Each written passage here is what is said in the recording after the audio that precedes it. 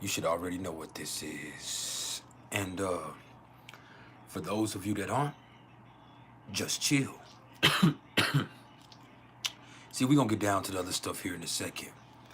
But what I'm always trying to get everybody to understand is everything is vibration. So, before we do anything else,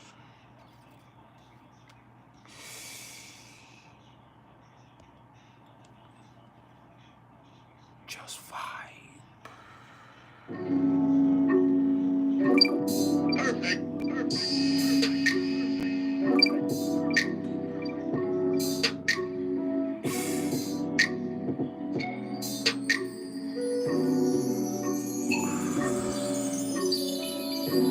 Just let it seep in.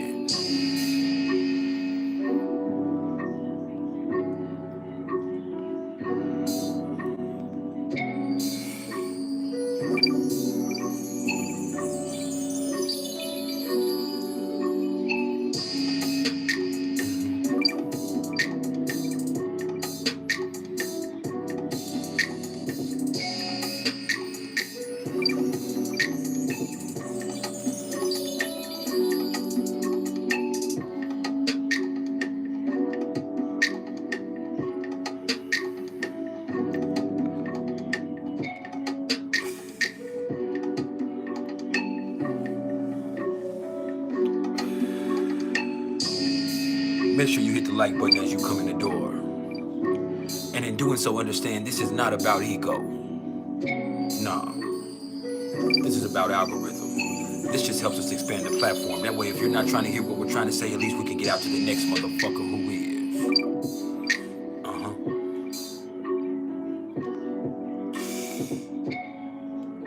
Yeah. Just vibe.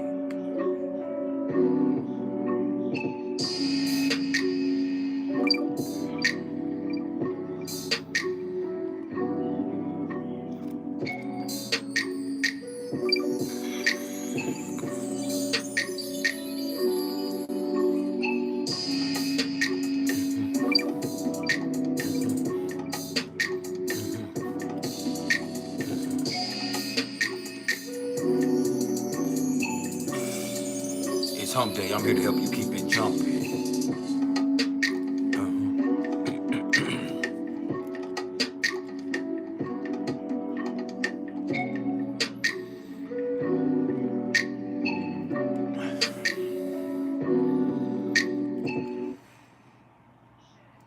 And if you haven't smiled yet today, now would be the perfect time to do so. And if you can't find a smile for yourself, please allow me to be the smile on your face. Because at the end of the day, all I am is the smile on your face. All I am is the motherfucking vibe. And everything is vibration.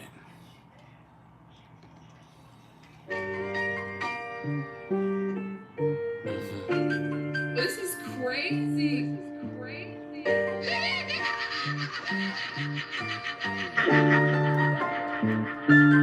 Perfect.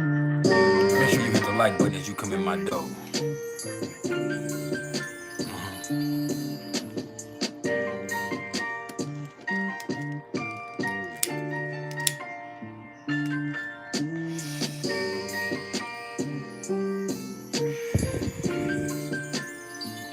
Look, this is priceless knowledge of self. We are the Vibe Tribe. There are thousands of us all over the world. That means we're not thirsty for subscribers. We're not hungry for attention. No, we're here to raise this vibration with knowledge and information. So we're going to talk about astrology and numerology and all types of stuff that help you obtain knowledge of self, thus raising your vibration. Yeah. If you come in on some troll shit or some fuck shit, you're going to be banned immediately. I'm talking about exiled expeditiously. It's about the vibe. Yeah. It's like that. And we're gonna take just a few minutes to let a few more people trickle in, and then we're gonna get down to the nitty-gritty. Now today, we're gonna touch on the transits and elaborate on the aspects that might be affecting you. But then after that, we're gonna get into the PrIcElEs question and answer session. That means any questions you have about astrology or numerology or synastry within numerology or compatibility or anything that helps you understand yourself or your situation better, I'll be here to answer your questions.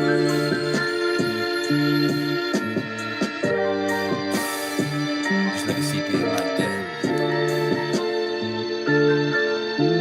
Hold up.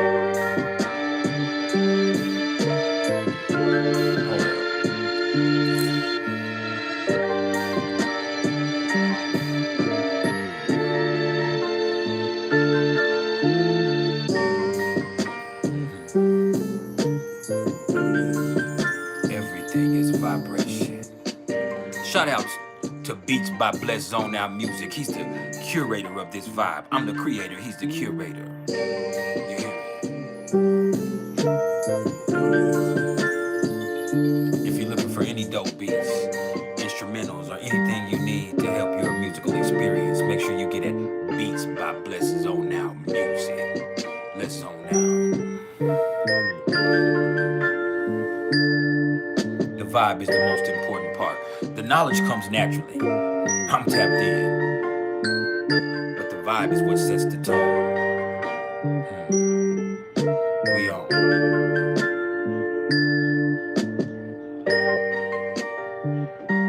Can you feel that?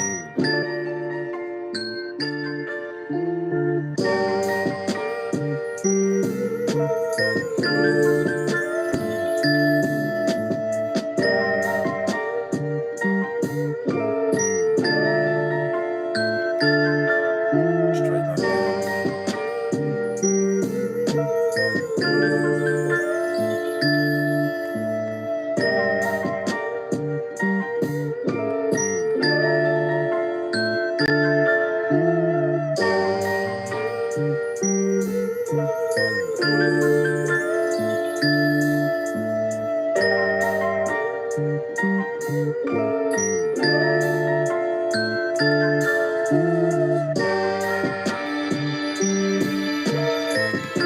How's everybody doing? This morning or this afternoon or this evening or tonight, depending on where you are in the world.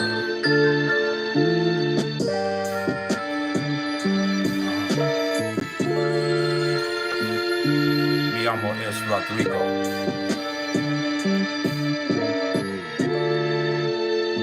What's up, Ellie?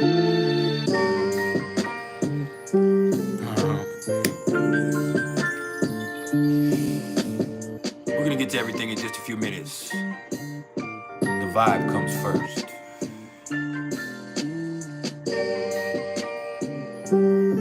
As a Pisces moon,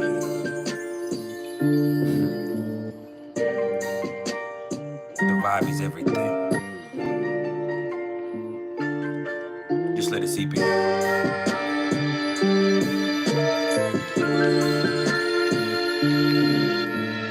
Vibe.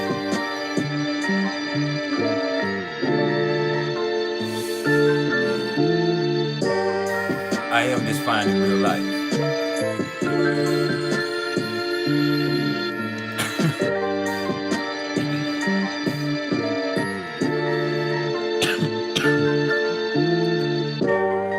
Make sure y'all hit the like button as you come in the door. And to do it so understand this is not about ego. No.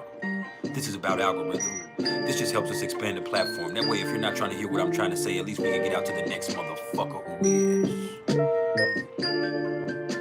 Just fine. And what is on my hat? Okay. There we go.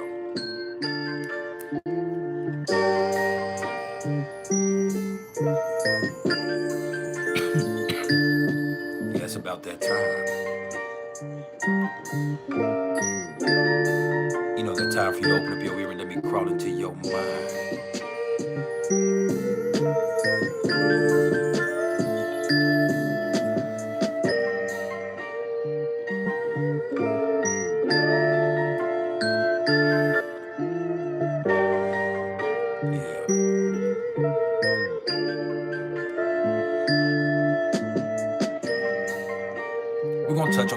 to elaborate on the aspects that might be affecting you.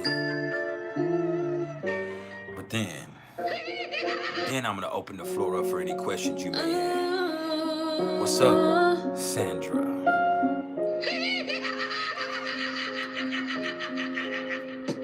Perfect. Shout out to Beats by Bless Zone Out Music. He made all of these beats. He's one of the Vibe Tribe members. We appreciate you very much, little bro. Or big bro. Because I know you older than a motherfucker. He makes a lot of these beats specifically for our live sessions. Like this is called Moon in Pisces. The one we listened to before this was actually called Everything is Vibration. The one before that is called Just Vibe. So he actually does these specifically for me so we can do in these live sessions. And so his contribution is priceless. Now, for everybody here, if you're not already a member, I need you to go join Star. Yeah, you know who we are.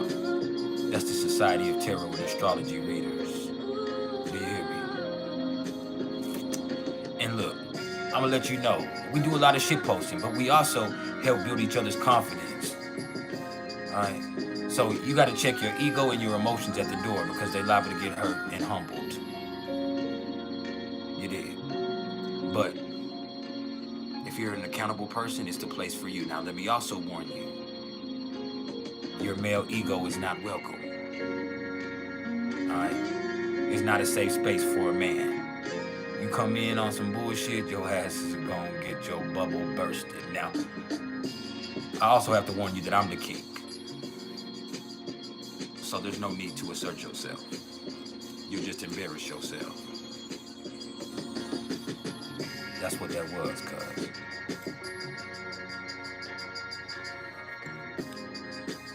And shout out to Queen Machete. She's the creator. Myself, Sandra, Ellie. A lot of us are the curators. What's up, Verbal Vibrations? What's up, Samir? I'm glad you're here. You know I love you, bro. So for anybody that's looking for an awesome astrocartomancer, an awesome financial advisor,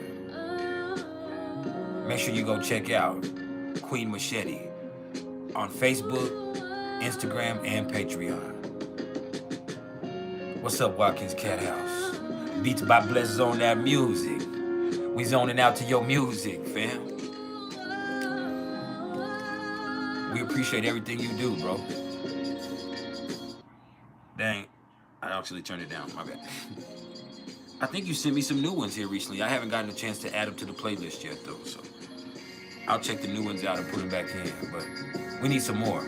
Now, let me also tell you that, bro, just so we on the same page, let's keep it away from the up-tempo stuff.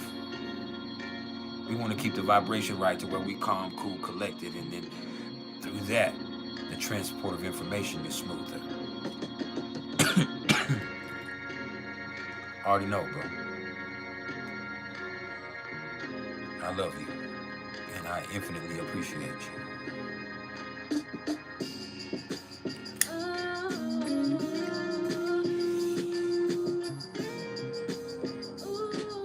We're about to talk about the transits in just a second.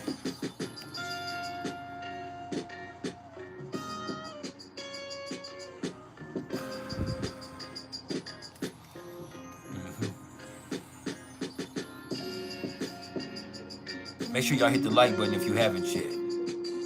Go share this. Subscribe if you haven't subscribed. Hit the motherfucking bell icon so you can be notified when I come on again, which will be Friday. I'll come with the top 5 on Friday. If y'all didn't go check out my little symposium on the 2024 presidential election race that I dropped last night, make sure you go check that out. All right? Now, I don't like doing predictions, so I kept away from that. I gave an assessment of the energy because predictions can be projections, and I don't want to do that.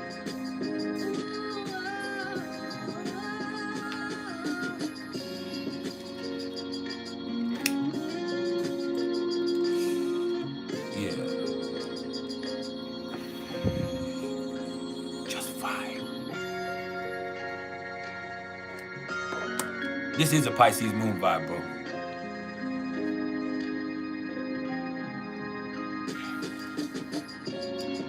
Let me hear some shit with some saxophones, fam. I want to hear some shit with some saxophones, trombones. I like stuff that has a nice little cello in it. You understand? Some piano. I love the piano. Because that's where I got my ability to make beats from myself, the ones that I made.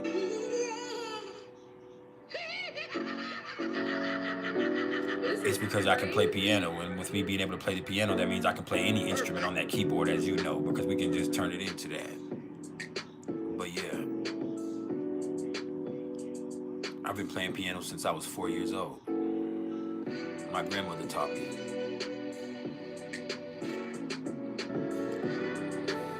She said from I was an early age, she said, baby, you have piano playing hands. And I guess I do. I have big ass hands. So yeah, let's get into what's going on cosmically. And that means we're gonna start with the sun. And the sun is at 19 degrees of Virgo. So let me keep it real with you. This is where the devil is in the details, both from a positive and a negative perspective. See, if you can take care of things one at a time and stay procedural in your approach and tend to the details in a healthy way, then you're going to be great. But if you get entangled in the minutia, then the situation is going to decay around you and shit is going to be fucked up. See how that works? And you can see yourself being hypercritical, too analytical, too technical about things. So it makes you inefficient. But if you just take your time and do it right, you might be able to touch perfection. And perfection is the best concept you want to try to put your mind on when you're dealing with Virgo energy. And so this is the best time where you can perfect your ego expression. You have to be willing to look internally, though. You can't just be looking for errors and bullshit externally in other people. You have to be able to look inside of yourself and see how the fuck you're fucked up at that point in time, because that's how you perfect your ego expression. See, we get caught up in trying to fix other people's problems and get at them and do shit in their mix when we ourselves are fucked up. I say this all the time, and I'm not necessarily a Christian, all right? But I did grow up in the Bible because my grandfather was the pastor of the church. And I read a lot. And so even when we didn't have books to read, when I was a little kid, I would read the Bible. I read the whole Bible before I was 10 years old. But here's the thing. One of my favorite parables that Christ himself supposedly said was, he said, how can I go get a splinter out of your eye when I have a log in my own?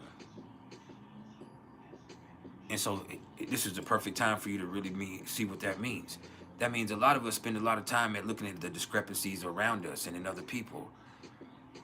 But if we would be able to look upon ourselves and work on our little bitty issues, then that already makes the world a better place. Now, there also is this sense of service that comes with Virgo energy. And so people become service-oriented in their approach. They want to be useful. They want to be helpful. So there's also this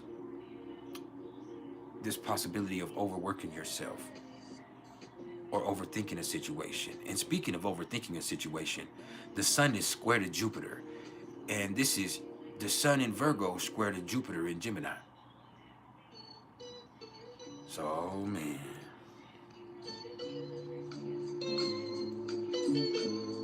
This is where you be doing too much. And this is Mercurial energy, so you thinking too much. You might be talking too much. You might be talking too much shit.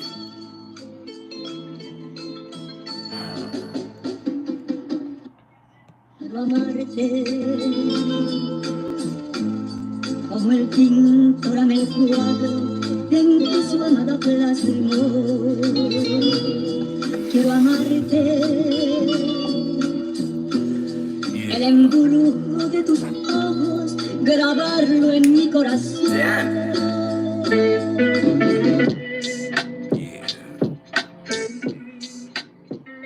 You doing too fucking much. You thinking too much. You're nervous. Yeah. People just might be anxious. See, this is the Sun square to Jupiter, and this being Virgo and Gemini.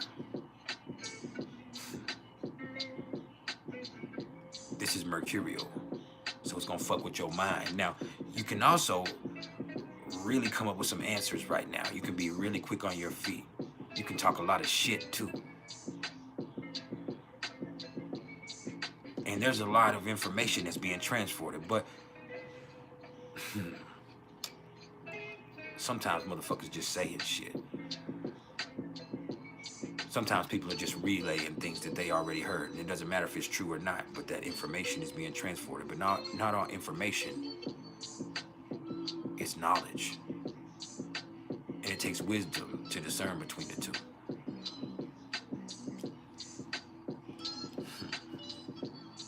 Do you hear me? What's up, Michael Nobley? Hit the like button if you haven't hit the like button yet.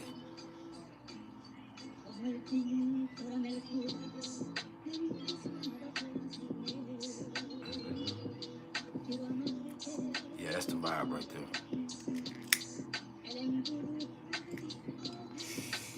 Now,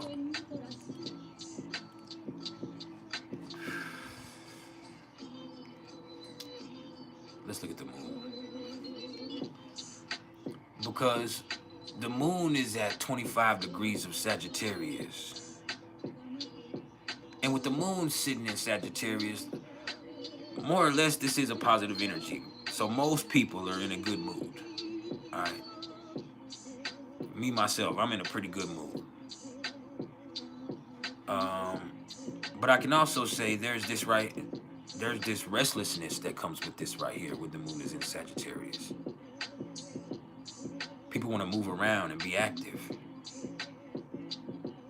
They don't want to hear about it, they want to experience it. You hear me? And people are braver than normally. That's not something I ever want to leave out. People are a lot braver than normal when the moon is in Sagittarius. They want to try it.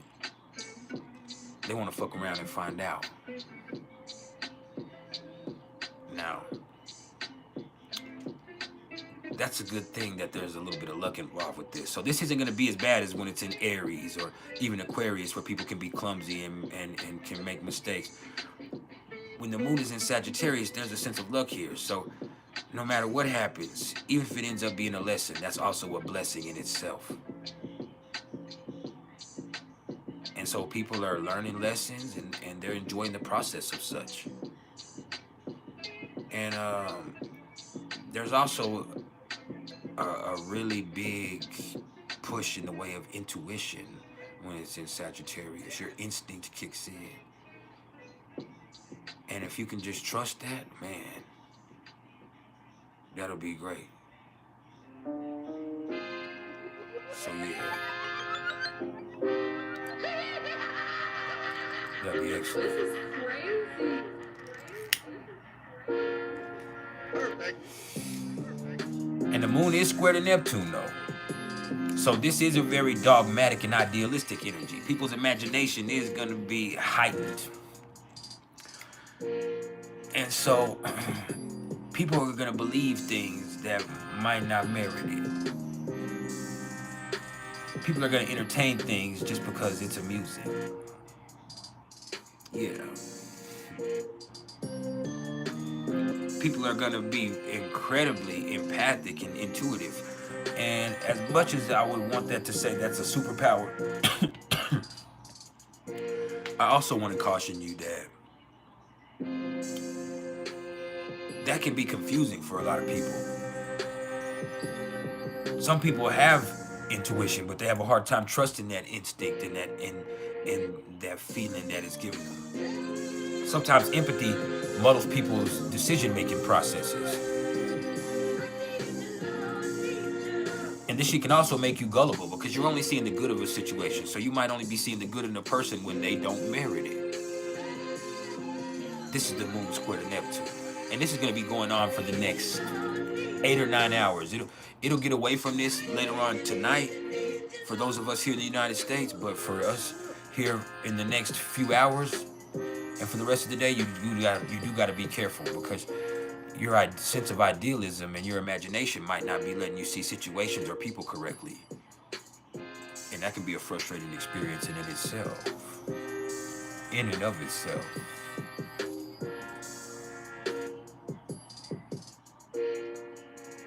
Yeah.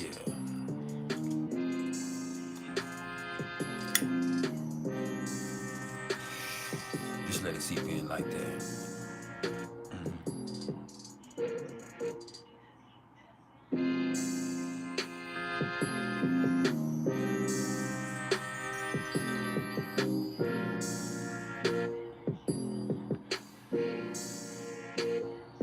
Hey man, if you haven't smiled yet today, you need to smile right motherfucking now. Or I'll knock all this shit over and go home. Shit.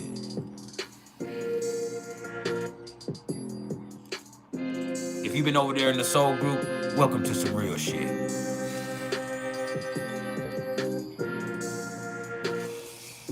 Yeah. Let me stop playing. Anyway.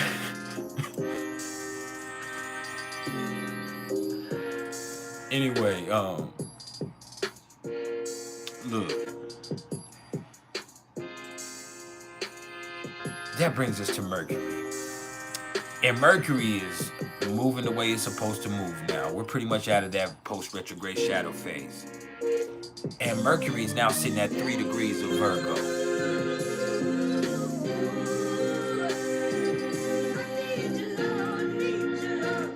So here's the thing, people are gonna be sharp. People are gonna be on point. Mercury is not only at home in Virgo, but most astrologers say Mercury is exalted in Virgo. Now, a lot of people also feel like Mercury is exalted in Aquarius. And I kind of think Mercury could be in an exaltation mode in both of them once you look at perspective. And traditionally it is Virgo.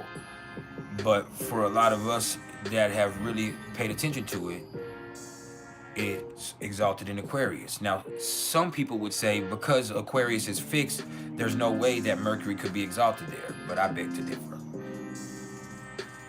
Because Aquarius is ingenious, intuitive, inventive, and open-minded.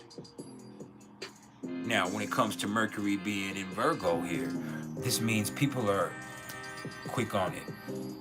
They're technical. They're sharp. People are paying attention to the details. All right.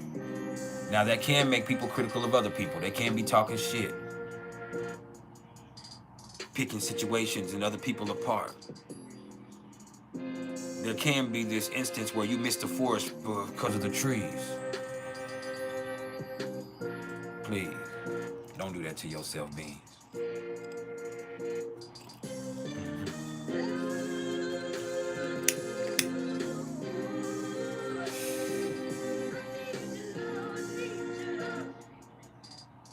Yeah. Hit the like button for the fucking vibe. Hit the super sticker, the super thanks, or the super chat. Let me know you fuck with me. Hit that motherfucking cash app that's in the description. No, it's right there pinned in the chat. All you gotta do is tap it like that. Now, let's go ahead and talk about Mercury being sextile to Mars. Now, here's the thing. Mercury is sextile to Mars in Cancer. And so this is where people are going to be helpful towards other people. But people are also going to be hyper aware of other people and their criticisms. And they're going to take things personally. And that's where there can be some issues. And this is where, you know, when you're saying some stuff, a lot of times you might just be stating the facts, the cold, hard facts. But people are going to be sensitive to it. And I know this is a sextile. And so this can be really great because this can be a time where you can really take care of each other and help each other. This is where this energy can be extremely helpful. But with Mars being in Cancer, and we'll talk more about that in a second, that emotional aspect of it makes things a little bit more complicated. And so Virgo with this is like, no, no, no, no. We're going to be able to take those emotions and hopefully allow them to help us fix things. But on the other end of that, people can also take criticisms very personally right now, even if you're just stating the facts and you're trying to be helpful in that expression. See, a sextile is a positive aspect. Some would even say it's more positive than a trine, but I say this, a sextile does take work. It's not automatic like a trine. A trine is a natural flow. When it's that trine kicking in, it's just flowing naturally. With the sextile, you have to work with it. So there is kind of a choice involved. Now, if you don't work with it, it's probably not going to fuck you up very much. But if you do work with it, it can be extremely helpful. And so with this, with Mars in Cancer, people care. And so when you care, that allows you to take care of the details even better. You pay more attention when you care about something. And you care about more shit with Mars in Cancer. But that also complicates things when it comes to Mars expression in its own right. So this sense of care means, hey, when you take care of something, you take care of it. Perfect. So it's going to get taken care of perfectly.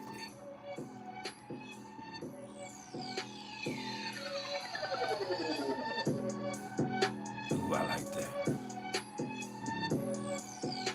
But also, people are going to take things personally. And people, when they feel like you're attacking them, they're going to get emotional. Let's look at that debate last night.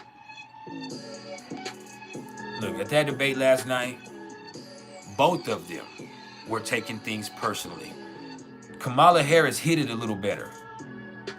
But Trump was definitely mad. Like once she said something about his rallies and said people are leaving your rallies and really exposed and attacked him when it came to his rallies, he got rattled. He was emotional after that. He was raising his voice. He was going off on tangents.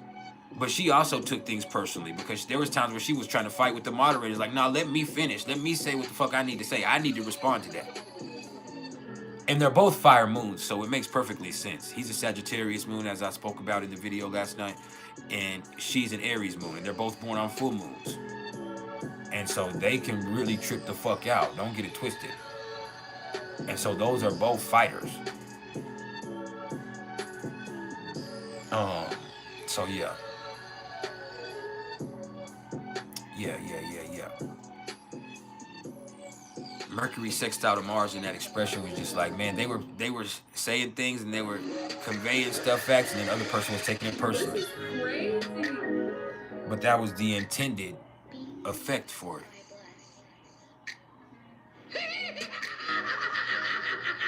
Perfect. What's up, Vanessa Marie?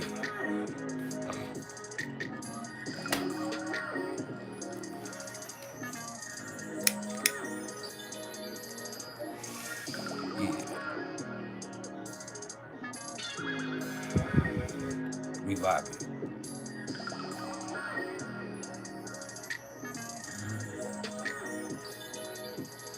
Now, let's talk about Venus. Because I'm loving this. Really, I'm loving everything. Well, the sun being in Virgo is opposite my Jupiter. So, I mean, that right there can just mean that I'm too worried about small shit. And it's keeping me from being cool, calm, and collected the way that I could be. And that I usually am. The moon in Sagittarius is square my Jupiter. And so that right there just could mean that I'm doing too much. Now, Mercury in Virgo is sextile to my sun, sextile to my Pluto,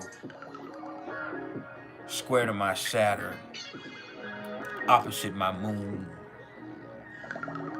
And so Mercury hitting me in every which way, but it's also reeling me in. Now, I tell y'all this because I always like to relate this back to myself. You feel me? What's up? Palazier WF. crystals. How you doing? Now, you feel that vibe right there? Beats by Bless Zoned Out Music calls this Cosmos. He made this specifically for y'all. Let's run it back. This is crazy. Beats by Bless. Hey, shout out to Beats by Bless. Perfect.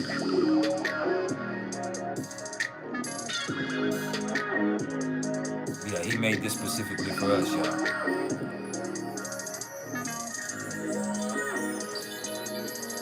That's the vibe. Now, let's talk about Venus, because I love Venus.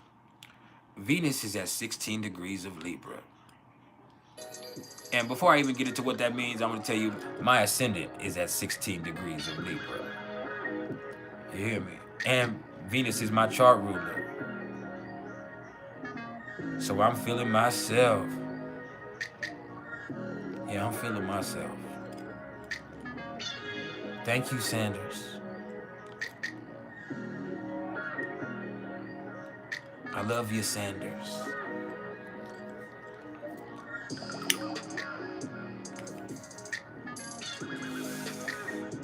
Just let that seep in.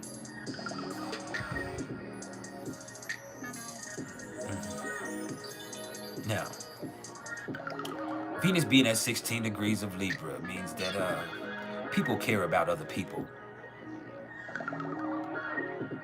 Yeah.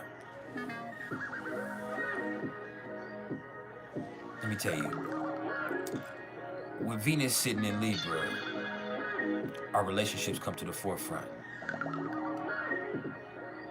So people, and it's not just our intimate relationships, but that is a prominent theme also, but people are really paying attention to their partnerships.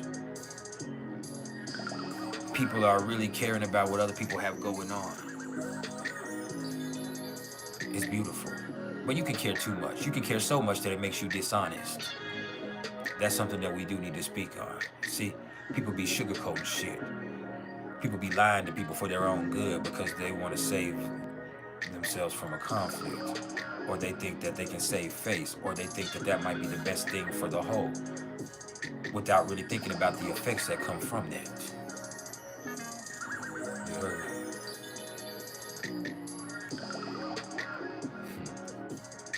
Now, let me tell you, this is a beautifully harmonizing energy too, though. This is where you need to get your life in sync. You need to look at things objectively and get yourself flowing in motion. You need to even yourself out.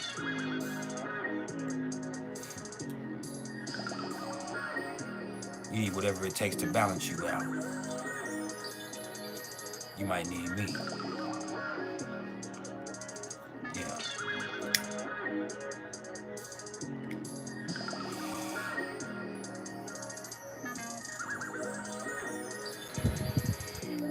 Hold on, let me answer. I have to answer this.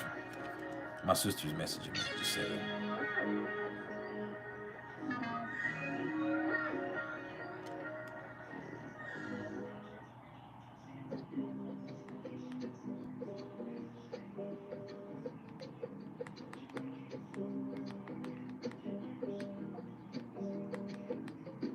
Shout out to Joelle and Queen Machete. She trying to boss me around.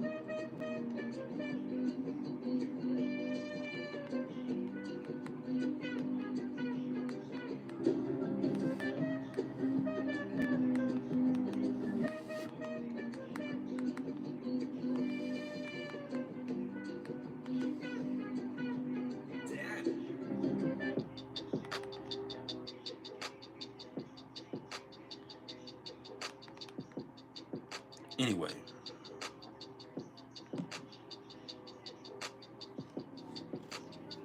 she trying to boss me around. You can't be bossing me around. I'm the Don. Don't tell her though. Don't tell her though. You gotta let Aries think they run shit. But My Libra placements know how to kick it in the back and let myself orchestrate. I'm an orchestrator. This is orchestration.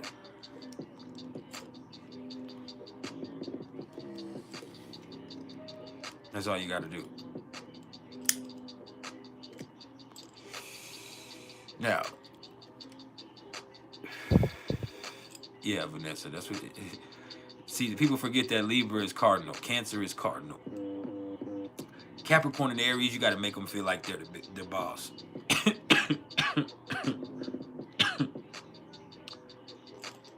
And by you letting them think that they're the boss, you're already in control. You feel me? Capricorn wants to be in control of the situation, so all you got to do is make a Capricorn think they're important and think that they're in charge. That's great. With Aries, you just got to let them think that they're doing what they want to do, even though you're influencing their decision-making process. And you can do that with a pretty face. Aries is a sucker for a pretty face. Aries is Pepe Le Pew energy. And you know they cancel Pepe's ass. They said Pepe's a goddamn predator. That ain't no skunk. That's a real polecat.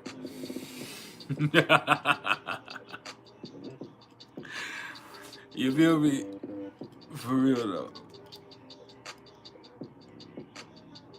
Look, here go Licious Booty. What's up, Haley Irwin?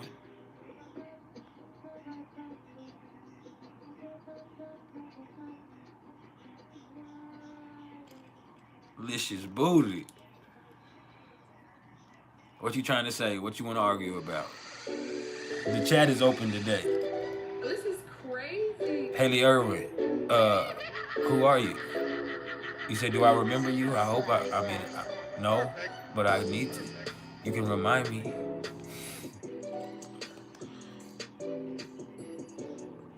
You hear me?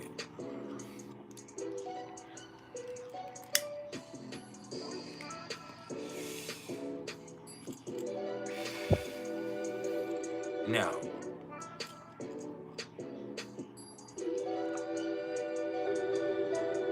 there you go about Capricorns. Yeah, Capricorn. We're not gonna do that. Capricorns are full of shit. Fucking evil motherfuckers. And it's not just because their tarot card is the devil. It's because them motherfuckers really ain't no fucking good. They have integrity in their way. They have principles. I'll say this. Capricorns have principles. But that shit is fucked up. That principle ain't involving you. They will fuck your ass over in a minute. The world is a dirty place to Capricorns, and they're in competition with everybody. Capricorns approach shit like they gotta fucking be the one that's gonna survive. Like it's a life or death situation. Like it's very serious to them. It's not as serious to you. But to them, everything is fucking serious. Everything is a competition. They feel like the world is fucking them over. They feel like they work too fucking hard. They feel like that nobody fucking helps them do shit. And a lot of times they have experienced that. A lot of them have experienced that. You feel me? Like a lot of them have been through the fucking ringer. Their parents weren't shit. They had to be responsible from an early age. It seemed like nobody really gave them the nurturing that they needed. It felt like shit was just harder for them than other people. And so for them, they kind of look at the world from a perspective as like, man, it's me against the world. They love you and they care about you. And if they do care about you, they feel responsible for you and they'll do things for you and they'll really be there and be in your corner. But for them, it's just like, it's a dog-eat-dog world.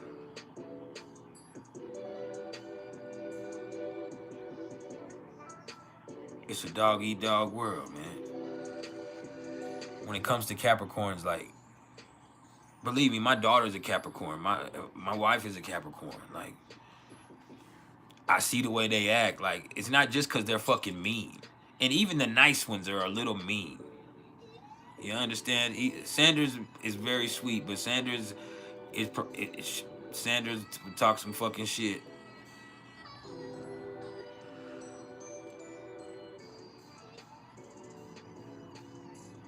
Like I was We are the leaders. Exactly. That's this type of shit that matters to Capricorns. Like, okay, you're the leaders. Like that shit really matters to y'all. Now, I will say this, I have Mars in Capricorn. And with my Mars in Capricorn, I want to be the best. Best believe. I'm going to put the work in to be the best. I'm going to be your best. For some of y'all, I am your best. But when it comes to fucking Capricorns, they just have this will inside of them that really strives to do better than others. You feel me? Like there's something inside people who have that Capricorn sun especially, or the moon too, but the moon does something else in Capricorn, but the sun in Capricorn is just like, for them, they're somebody who has this striving to succeed. They're people who are about something, and you can respect that. And that's what they want, is respect. They don't give a fuck if you like them. They want you to respect them. They want to be better than you. It's not like Virgos who think they're better than you no matter what. Capricorns want to prove that they are better than you. They want to prove that they're better than the world. They want to prove that they're better than their background. They want to prove that they're better than their surroundings and their peers. They have something inside of them that says, hey, man, I can be, you know, I don't know what you are, but I can be better than that. And I'll always show you that. And so there is something in them that's growing, and it takes a long time for them to loosen up. It's like waiting until later on in life where they loosen up. But we're not here to talk about Capricorns anymore.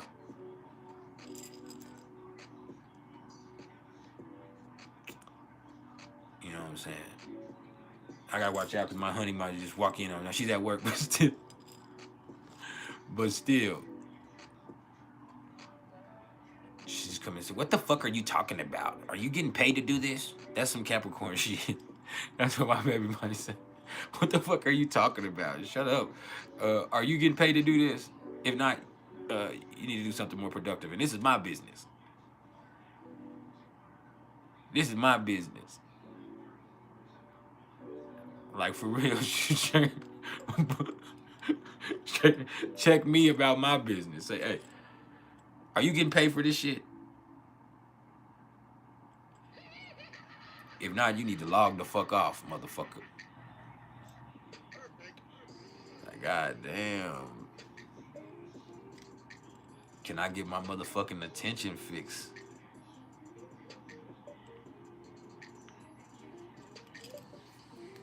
Shit. Niggas just trying to be loved, you feel me?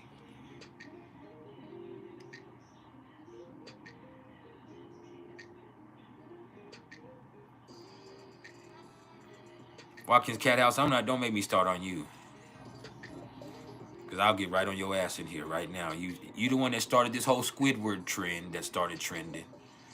You had motherfuckers all over the motherfucking world calling me Squidward or sexy Squidward. I done seen that meme 300 times. So I'm trying to let you make it, Watkins Cat House. But let me tell you something. Let me tell you something. I got you. Hold on, bro. Shut up, Vanessa. I'm about to take away, if you make any jokes, I'm taking away your fucking moderator badge, sons of bitches.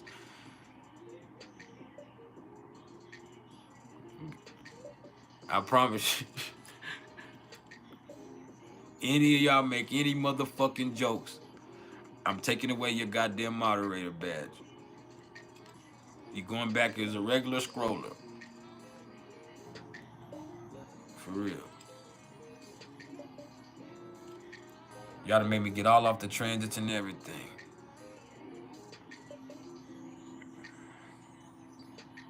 She's at work.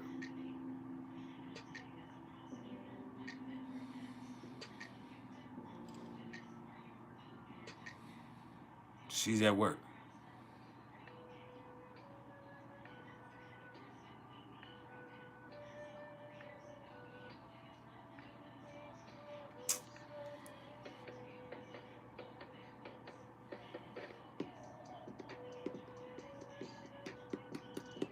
But she'll pop up in that bitch and straight tell you, straight up, my My honey will straight pop up in that bitch and say, hey, are you getting paid to do this, motherfucker? And luckily I am. You know, luckily I am. But she'll straight come in here and try to run me.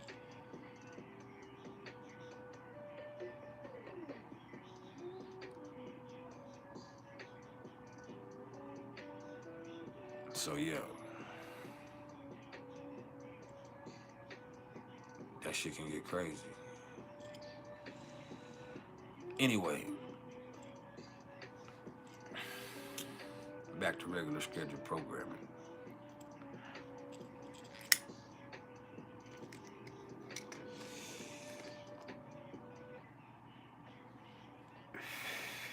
You said Capricorn in the 11th house. I would just say that they're Capricorn Sun in the 11th house. They're the type of people who's trying to develop capital connections. You ever seen the movie Life with Eddie Murphy and Martin? And they say, I got capital connections. That's what they want to build. They want to build productive associations where everybody can benefit from each other mutually. You feel me? Where everybody will benefit from that shit mutually. And I would say they don't fuck with everybody. If it's not something that's going to be mutually productive, then they don't got time for it.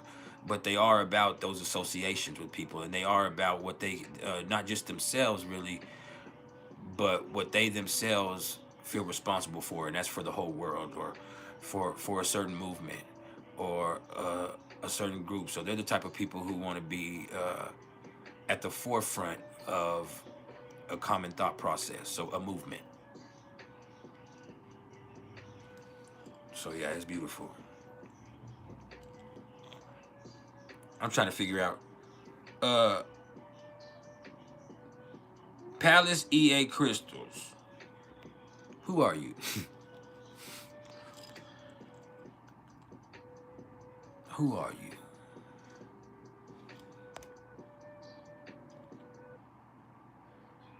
Beats by Bless Zone Out Music. He said, damn, that's me. Boy, you know I know my shit. You've been here for years. Kane! Kane! Where you been? We miss you. What's going on in Hawaii? I couldn't see your picture. I thought that was you for a second, but what the fuck are you doing? You just made my day. But when you said that name right there, I said, oh, you must be looking for Heather Nielsen. Vitaly. You said, am I Mr. Worldwide? I am worldwide.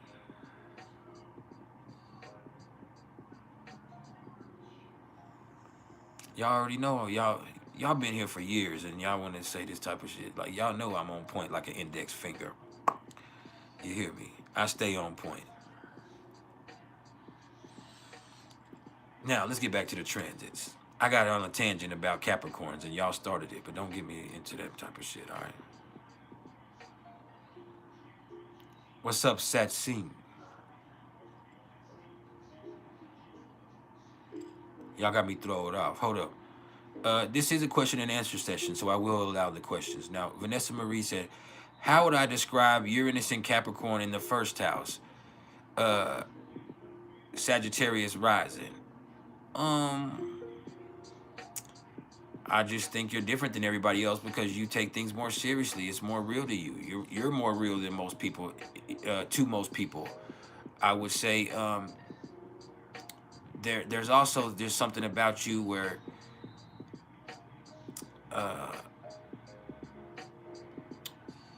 I guess you just come across, your energy is completely different than anybody would ever have you be able to put a finger on. It's hard. I mean, it's hard for me to even say it. It's just like you're with Uranus, but it being in Capricorn in your first house, like shit is just more serious to you. But with Sagittarius rising, that's not a bad thing. It means that you're trying to learn from everything. And I would say your appearance might deviate from the norm in some way. The way you present yourself, period, is awesome with that.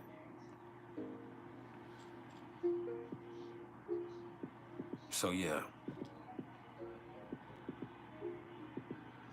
And with Sagittarius rising, you either got thick thighs or long legs. My sister's a Sagittarius rising, and she looks like a horse in the face.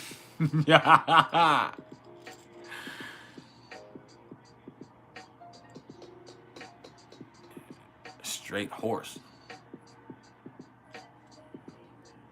But yeah,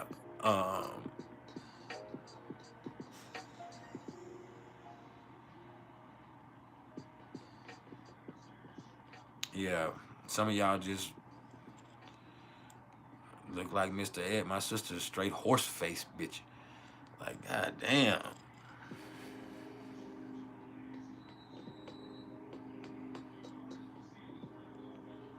I mean, she my sister though. I love her.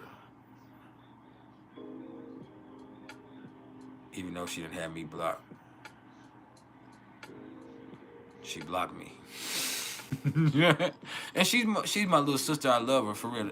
Like, this is my blood little sister, my same daddy, same mama. We've been through everything together, but she got Virgo moon, Sagittarius sun, Sagittarius rising, and she just be tripping. Like, she just switches up on a nigga real fast all the time. Sad seeing you out of here with your weird ass.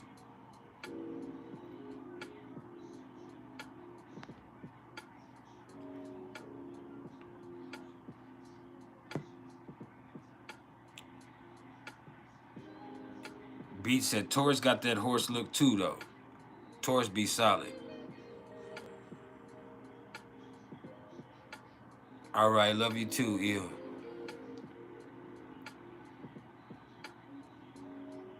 I should have finished the transit. See, people leaving because y'all got me off the transits, and I'm blaming you. Nah, we just vibing. The vibe is the most important part. See, you know what's hard for me? Because I do have Mars in Capricorn myself, I take things very seriously. I'm really chill in certain ways, but I take things very seriously also. Yeah, them Taurus people be kind of thick. That's something for real. That's ill. But yeah, them Taurus people be thick. Not all of them, but a lot of them. For real thick. Something solid. Yeah. Taurus have tastes. Libras have class. Taurus has taste. Yeah. Taurus is sensual. But they're also fucking stubborn and obstinate. Now, let's look back at the transits. Because we still haven't even talked about Mars. And Mars is in Cancer. Mars is sitting at 4 degrees of Cancer. And I'm loving that because Mars is conjunct my sun. Venus is conjunct my rising. Mars is conjunct my sun. My sun is 4 degrees Cancer. Now, I feel revitalized, enlivened. But I also been kind of having a headache too since Mars been conjunct to my sun. Maybe it's because I have too much fucking energy.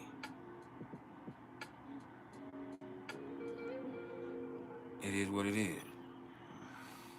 Hey, would y'all like to welcome the troll, Scotty McBooger, in here? You see, Scotty McBooger is calling me a pussy. And the thing is, bro, you're the one coming in saying dumb shit behind your keyboard. Like, so I'm giving you the attention that you're seeking. You want some attention, right? That's what you wanted to do, because you're in my chat. You swipe into my shit. Let me put you up on game. This is priceless knowledge of self. We are the ViBe tribe. There are thousands of us all over the world. That means we're not thirsty for subscribers. We're not hungry for attention. No, we're here to raise this vibration with knowledge and information. And let me caution you, it ain't gonna be for everybody. We're gonna talk about astrology and numerology and all types of stuff that help us understand ourselves better and thus raise the vibration. This is knowledge of self that we're trying to obtain. If you come in on some troll shit or some fuck shit, you are just gonna disqualify yourself. See, we have a vibe to maintain. So you're going to be banned immediately. I'm talking about exiled expeditiously. And it's not out of hate, it's out of love. You can still observe, but you won't be able to be a part of this because you excluded yourself. Do you understand? So if this ain't for you, swipe up, bitch. Swipe up. Now, when we talk about Mars being in Cancer, here's the thing. Mars falls in Cancer because the emotions have to be accounted for. Do you understand? Hey, will one of the moderators please excuse these fools? Anyway, Mars falls in Cancer because the emotions have to be accounted for. So that makes things complicated. And the thing is, there's a lot of passion involved with this energy, but it doesn't just surface directly because those emotions, they bog things down, they complicate things, they frustrate things. People are going to be more sensitive and take things more personal. Yeah. You know, with Mars in Cancer, it is personal. See, that's why Mars is exalted in Capricorn, because for us, it's business. It's always business. So there's a lot of shit that I ain't gonna waste my motherfucking time on. You understand? Now, with Mars in Cancer, motherfuckers got time because they got feelings. And it can be a pretty cool energy sexually because it is so passionate. But when it comes to really putting this energy to an efficient use, that's almost impossible because the emotions have to be accounted for. Now,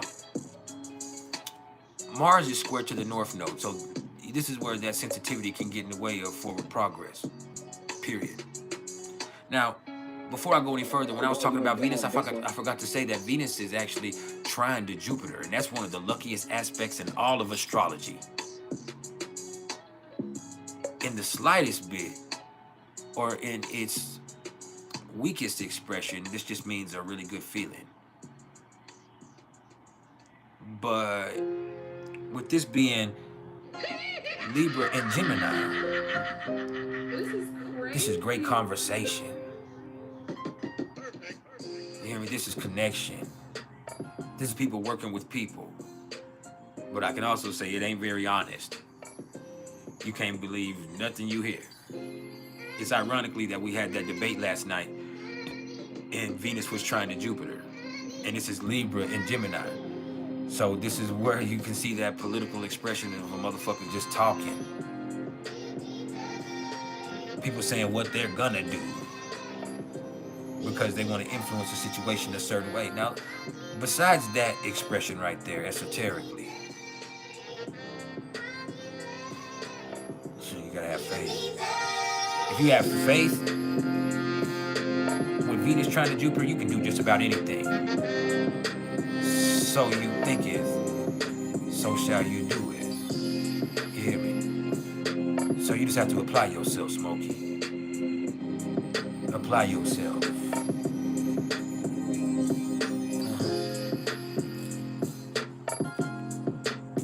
don't think you heard me though.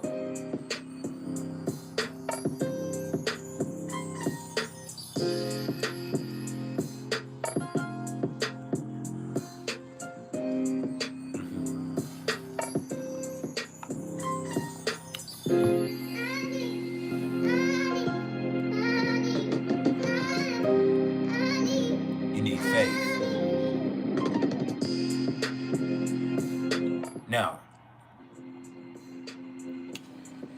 man, let's talk about Jupiter, since we're already speaking on Jupiter. Jupiter is at 20 degrees of Gemini, and I love that, because this means Jupiter is conjunct my part of fortune. I need that guap. I need that money. I need my money. And when I say that, I'm not talking about how they say with Casanat and them, they say, give me my money. No, I'm not talking about that. I'm talking about like TT on Set It Off When they was about to take her baby, they had to rob a motherfucking bank. She said, "I need that money." That's what she told Queen Latifah. And Vivica Fox, she said, "I need that money," because she was scary. They was robbing banks, but she was really kind of scary. And they wasn't gonna take her cut because she wasn't really doing shit. That bitch said, "I need that money." I said, "God damn, she needs that motherfucking money." But yeah, man.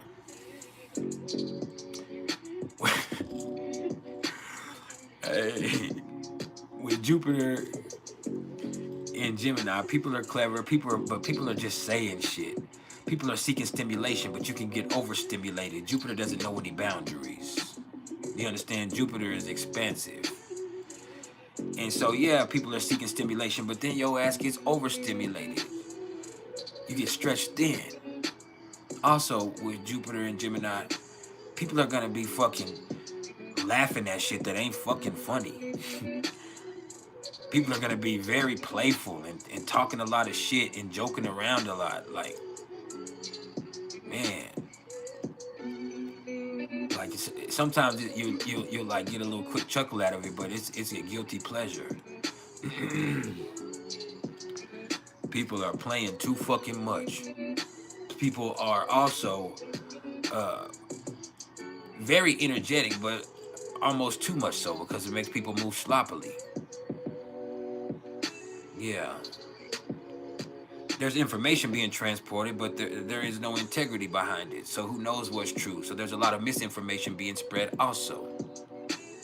See, this is Jupiter in Gemini. And Jupiter is going to station for retrograde here soon. I don't have the dates yet. I'll get that to y'all by Friday, but yeah. But I will say with Jupiter in Gemini, it's a perfect time to have conversations with people that can be mutually productive. It's the perfect time to get creative when it comes to writing. It's a perfect time to pick up a new book. It's a perfect time to write a motherfucking song. It's a perfect time to work with your hands. But just make sure that you don't get too many irons in the fire, because then you'll run out of fire.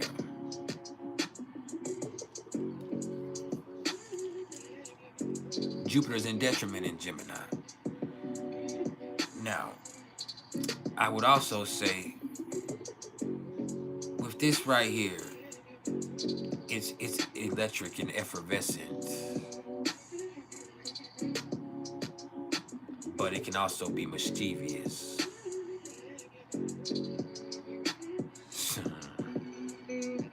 Hit the like button if you haven't hit the like button yet, or I'll knock all this shit over, bitch.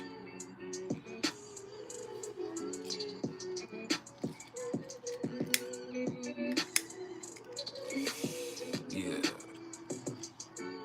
This is priceless knowledge of self. And then,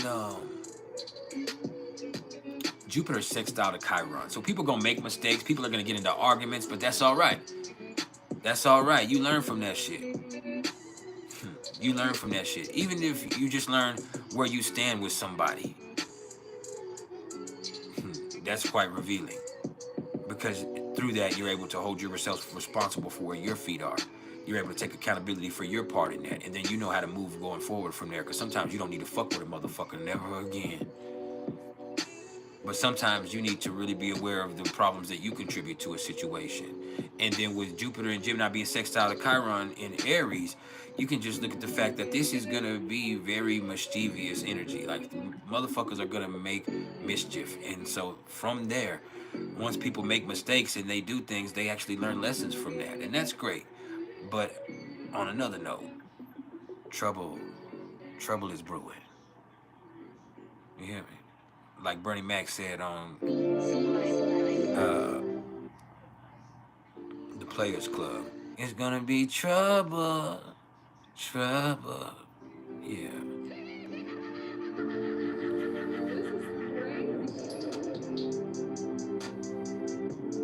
Thank you, Love 12. Y'all say what's up to my apprentice, Love 12. I taught her everything she knows. No, I'm just playing. I taught her a lot though. But shout out to Love 12. And go subscribe to her channel, Anchoring Divinity. She needs to drop a new video immediately. She's getting settled in. She moved across the country. But it's time to drop some new videos. But yeah, y'all say what's up to Love 12.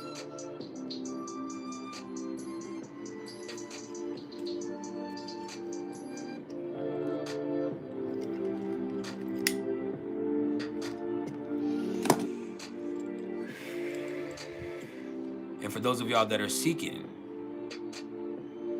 to become an apprentice, send me an email. Yeah, she said it. Yeah, sign up for the apprenticeship. It ain't cheap. I'm letting you know it's priceless, but I'm really gonna teach you how to read charts. I'm really gonna put it into a proper perspective for you, help you gain an understanding of it. See, you can have about the book perspective, but I can teach you how to understand it. I know how to relate it to real life. Speaking of which, we need to have a reading session soon, Love 12.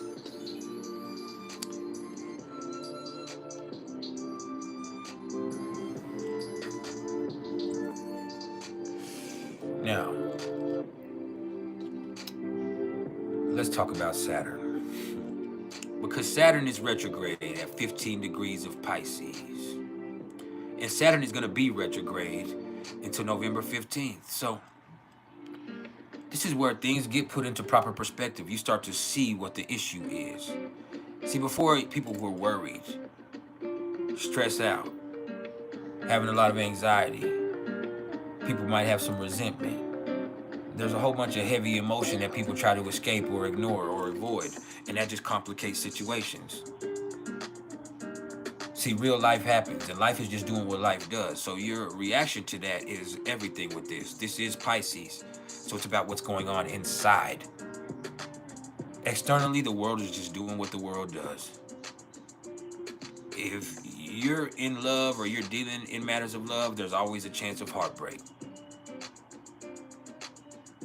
If you're using stuff that is non-organic, if you are using cell phones, Bluetooth, any of that shit, that actually increases your chances of getting cancer. And the more people use that, the more that people are going to get sick in the world.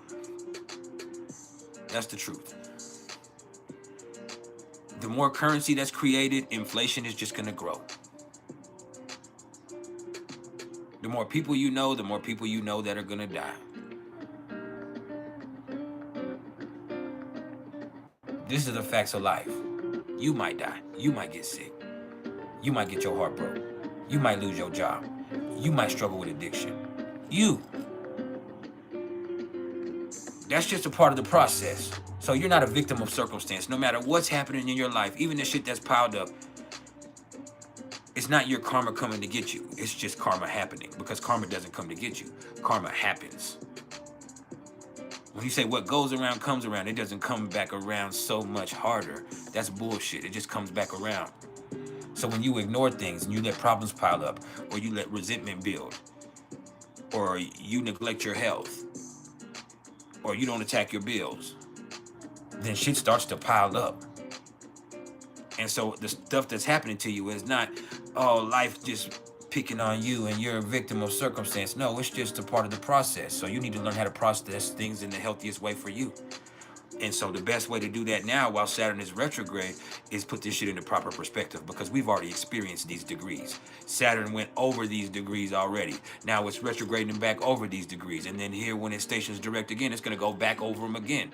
So for this 7-degree run, this is going to get hit 3 times.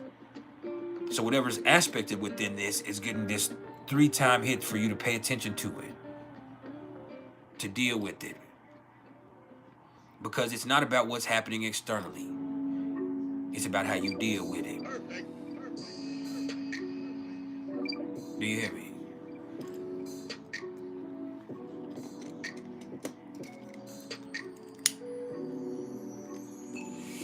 Now, let's talk about Uranus. Uranus is retrograde in Taurus until January 30th, 2025. And that's crazy. Just to say 2025 fucking freaks me out. I was born in the 80s, so me to think, damn, now it's fucking 2025? Shit. But anyway, with Uranus retrograde in Taurus here, this is where you have to take inventory. Take stock of what you have materially. Take stock of who you are spiritually. Find out where you stand morally. It's a perfect time to do so. That means also assessing what you're willing to do to make money. Because I guarantee you, your values have changed over the last 5 years. So this is the perfect time for you to pay attention to them. See, ever since 2019, and maybe 2018, but really 2019, especially after that pandemic, the nature of business has changed. Yes, we've always had these platforms like YouTube and stuff, but people really started making big money off of this. Millions. You can look at people like Mr. Ballin. You can look at all of those AMP guys like CashApp and all of them. Like they're really making money on YouTube. Millionaires. You can see how as much as he could have made on Undisputed and on First Take with ESPN, Shannon Sharp makes his money off YouTube. Cam Newton is trying to make his money off YouTube. And then you can look at OnlyFans. Some people are on OnlyFans making big money. I've seen checks where that little girl, what's her name, Danielle or Bad Baby, she showed where she's made 10 million in a month, where she's made 50 million off of OnlyFans. Now you have some people that are gonna look like some fucking local rappers on there. Like they ain't never gonna see it. But some people gain a footing, and then they're able to make money off of that. You see people who do ride sharing. You see people who deliver stuff. And you hear people make jokes. They'll say stuff like, shit, if these bills get any higher, I might have to start my OnlyFans. Or if these bills get any higher, I might have to sell feet pics. And they're just saying it in jest, but they're also considering it. And that might be something they condemned before, but now they've seen other people make money to do it, so they're now considering it. Like, damn, I might be able to make some money with that. You feel me? I might be able to be the one that hits it big. I might be able to profit. Look at Licious Booty. Shut up. But for real, like, people start to think that. And so they're willing to do things that they would have never considered doing before. And ultimately, people have to accept that. The more people that do those type of jobs, the more that it becomes socially accepted, the more people can't condemn it. Because then they themselves get condemned. So their values are forced to change. And that's a stubborn process. And so with Uranus retrograde, things are not going to be as crazy. So this is a perfect time for you to really find a stable place to operate from. You'll never be able to get secure, but you can find a stable place to operate from. And then through that, be able to take inventory of who you are and what you're willing to do to make money and where you stand morally, and just keep an open mind for where it can go moving forward. Hit the like button if you haven't hit the like button yet before I get mad and go home. You got me fucked up. Now,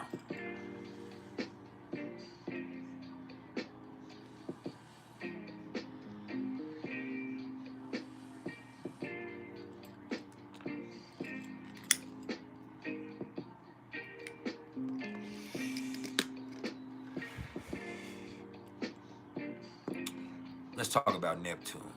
No, let's look at Uranus's aspect, and then that'll bring us a segue into Neptune. Uranus is sextile to Neptune and trine to Pluto. With Uranus sextile to Neptune, the truth of the matter is, the culture is really caught up in money. And the culture also influences what's valuable. You dig? Now, let me also say that finances is also very influential to this copycat ass culture. People copy shit because they see other people making money doing it, and they think they can do it better, or they can at least make a little profit for it themselves. All right, these are both retrograde, and so you see it for what it is, but you also have to play the game. You have to be a part of it. That's how the world is now. It seems like you're almost forced to accept some bullshit. No matter where you stand morally, you're forced to accept some bullshit because this is cool with the culture. And then you can get condemned for having your own personal opinion or your own personal preference. Somebody's always waiting in the wings to tell you how you're wrong because you have an opinion about something that they themselves are asking for public opinion on. That's the culture we've created. You know, this cancel culture.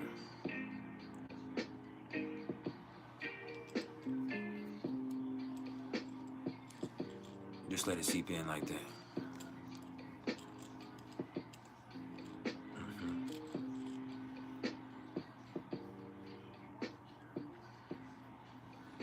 Now,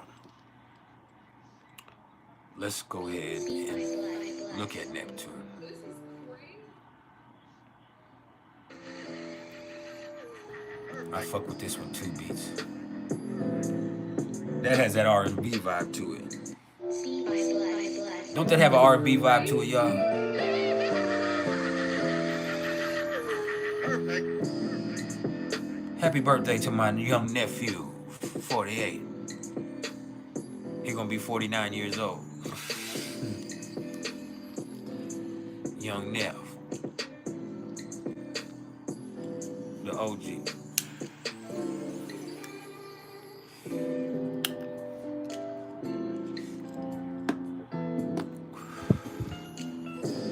Ooh, that has a badass R&B vibe to it.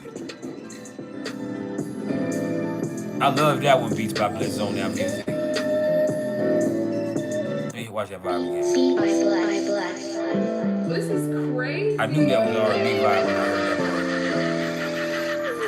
Perfect.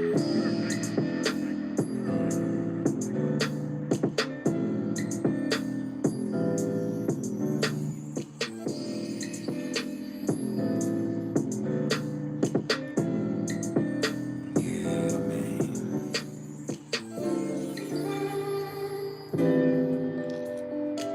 What's up, Becky Reverdy? We vibing. That bit right there got a little R&B kick to it, Beats.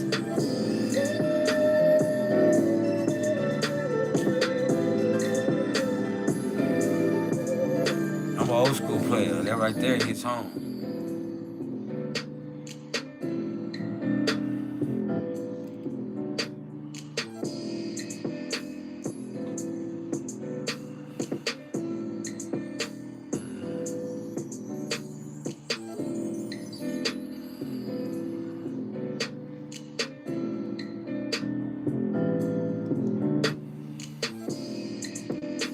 I be vibing, man.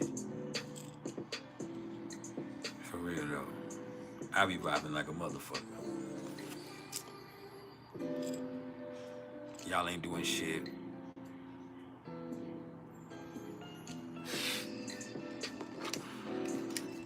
Hey.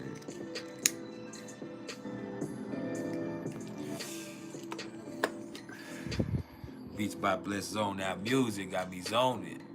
Now, Neptune is at 28 degrees of Pisces, retrograde until December 7th. And Neptune retrograde is really subtle. It's just really, all of a sudden, you start to realize you're looking at things differently now. You see things from a different perspective. Damn, son, where'd you find this? But that can be confusing in itself because you start to question why you were seeing it the way you were seeing it before. Or you start to question your relationships with people. You start to question your associations. You start to question who you are. You start to question your decision-making process. You start to question why people see you the way that they see you. And so all of this stuff starts to come in the mix because you all of a sudden realize, because it's not all of a sudden you start, it's just this happens subtly, but then you realize at one point that you see things differently now. And then that's confusing in itself. That complicates things. It can be helpful, but it's also complicated. Yeah.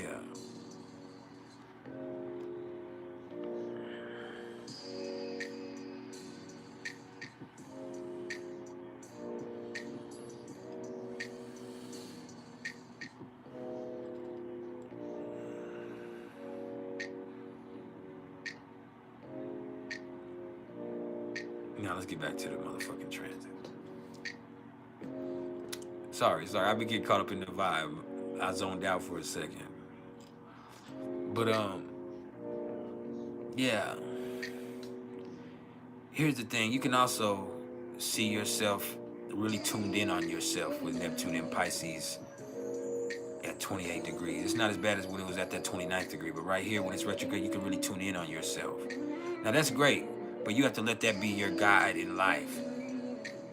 You can't all of a sudden turn on yourself on the inside and really start to question your motives and your beliefs to the point to where you're just making your life into a living hell, which is a possibility, you know. So you have to just trust how you feel. You can't really trust what's going on externally. The world is fucking confusing as fuck, and we live in a copycat culture. So the best thing you can do is you let your own inner compass be your guide.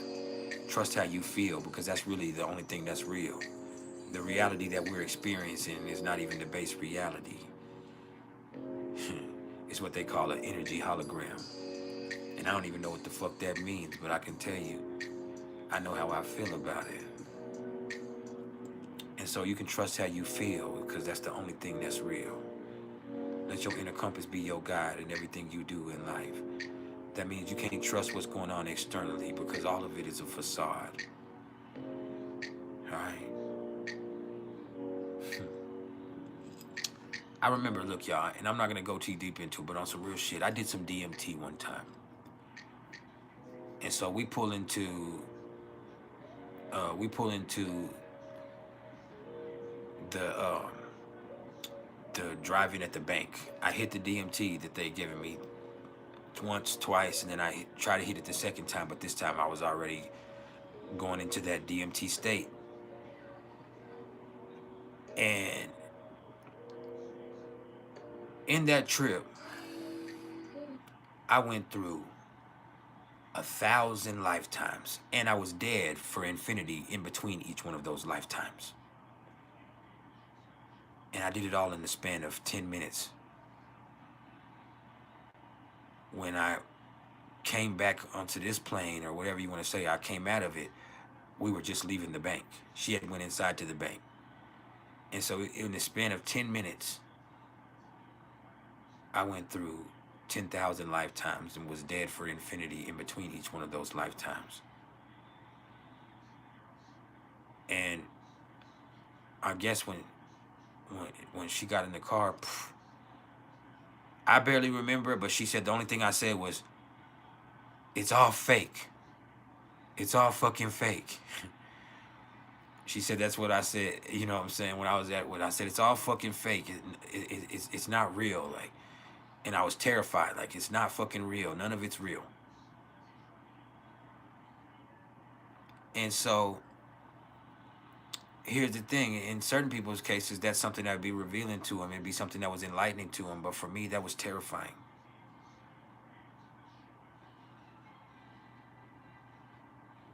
And so I just want to say that that doesn't mean that what I experienced was something that was other than something going on in my mind. I always think that you do have some crazy experiences that put things into perspective with DMT. And I've done it twice, and I'll never do it again because I don't need to. I just don't fucking need to. But I can also say that with that experience, it also makes me look at this and realize, man, we get so caught up in the externals and wanting validation and in the titles behind things and what the public expectation of things are and the projections, that a lot of us forget about our own inner purpose. And your purpose is not to be something or get somewhere, because the destination for all of us is death. The purpose of life is to live a purposeful life, because none of this shit matters. That's what I got from that trip. When you die, you don't, it's not about going to an afterlife or anything like that. You go through this experience, you know, of the ego death or whatever it is. And I went through 1,000 ego deaths. But when you die, you know, you're dead. And you're shaking off the remnants of this ego, you know, sleeping it off per se even. But I mean, you're still aware in a certain way, but in a fundamental way. It's not the same as being aware of who you are and what is it. You're just aware of your energy, because I mean, energy doesn't die, and that's a scientific fact. So you're aware that your essence is still intact, but you're not aware of what that even means or what that is. It's just it's a fundamental awareness that can't be explained in human terms. But there's no reward. It's not like, oh, when you do this in this last lifetime and this is gonna be a reward and you go to this thing. No, it's just fucking living lifetime, and the experiences gathered that weigh on your soul is a big part of this. And so you're here to live a purposeful life. It's about the journey. And so on this journey that you're experiencing all of this stuff, and you're going through this life, and you're experiencing love and death and hate and resentment and abuse and joy and sex and brotherhood and all of this stuff. You experience all of this stuff, and it really it brings a certain culture to your energy, you know, to where your energy it starts to develop this personality of its own that's separate of what your ego is thinking you are when you're on Earth. But other than that, it's more or less like there's no fucking reward. There's no fucking, oh, you did this, you became this. Like, you just know you live a life, you die when you die, you go through this, and then if your energy doesn't die, it becomes again. It becomes again. It finds something to hang on to, and it lives again. But after a while, it has to disconnect from what it was, because that no longer exists. And so in that ego death of you letting go of what that was that no longer exists, your energy, it slowly becomes aware of it being energy, but not in a way that I can explain. But then you start to feel things again. And as you feel things again, you start to realize all of a sudden I'm alive. All of a sudden I'm alive. And you weren't before, and it's like, oh shit. And so once you're in this, but it's not like aware of what you were, it just awares that you are. You understand? Isn't that beautiful? You're not aware of what you were, you are aware that you are. And that's what matters. Because you weren't. And so instead of being this essence of consciousness, you are a feeling being.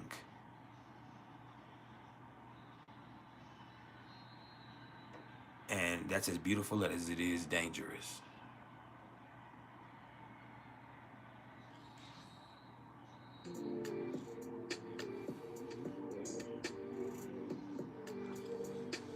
That's live, huh? Kanae, it's been a while. I'm better than ever. 8.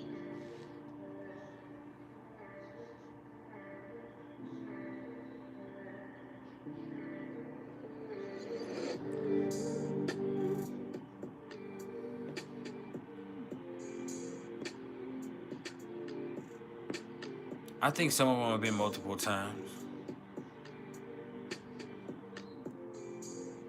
I think some of them have been, you know, I definitely think 11s are old souls. I would say the master numbers have a purpose, but I think, you know, 11s and 9s are definitely older souls. But 11s are probably the oldest souls. And I'm not saying that because I am. I'm saying that's because that's what I was taught when I was interpreting numerology. Numerology was that 11s are old souls. Now the master numbers that could indicate that, especially, you know, with like a 33. I would definitely say with a 33, but a 22, it doesn't necessarily have to be the case. A 22 could be somebody who just has this purpose to build something that's bigger than them, and bigger than just this lifetime that they're experiencing, something that is going to be helpful to people beyond just themselves. And so they have to take that will that they have and that discipline that they have and that work ethic that they have and apply it to something that can really, really, really be helpful to uh, being a beacon for a lot of people. And so they're leaving a legacy, a true fucking legacy. There is no 44. That's a myth. There is no 44. The only life path numbers are 1 through 9, 11, 22, and 33. A 44 is just an 8. An 8 is meant to be a boss, not just a leader, but a boss. A 1 is a leader. An 8 is a boss. That means a 1 is going to do what they need to do for them, regardless of anybody's following them or not. They operate through bravery. So that is why people want to follow him. But 8 is going to be in charge of other people. It's about empowerment and being a boss, but not being tyrannical, not being dictatorial, not using people, not manipulating people. So they have to learn how to rule with compassion. And an 8 operates at extremes, just so we know. And we can learn from there.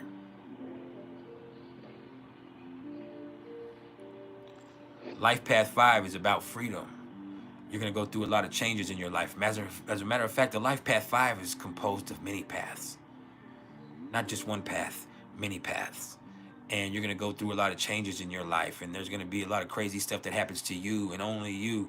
But you learn from those experiences. And you're all about developing your freedom. And you're somebody who just... you're just different than ordinary logic would have us understand.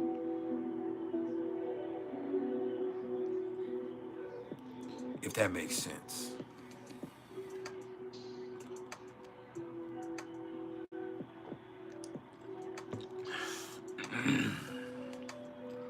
Now, let's get back to this. That brings us to Pluto. And Neptune is sextile to Pluto. So there is this process going on right now to where, with this being Neptune in Pisces and Pluto in Capricorn and them being in that sextile, this is where people can really lose faith and lose hope. They can become disenchanted with things. They see things differently. They can get disenchanted with other people. They can get disenchanted with their job. They can get disenchanted with situations. They can feel that discontent start to grow in, and that's what forces changes. But right now, this is more than anything else. It's just this discontent growing. You're seeing things as worse than what they probably really are. You're really starting to feel this heavy energy weighing on you. And so that forces you to want to make some type of change. Plain and simple. You hear me? It makes you want to make some type of change. And then, hey, speaking of which, the other day somebody said that my voice sounds like hot honey whiskey. Is that what my voice sounds like? That's what they said. Your voice sounds like hot honey whiskey. And I was like, huh? That sounds awesome, but is that what my voice sounds like, yo?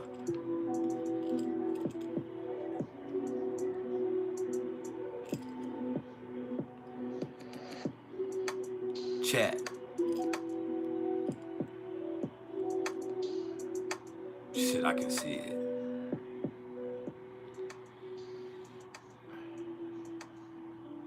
Anyway,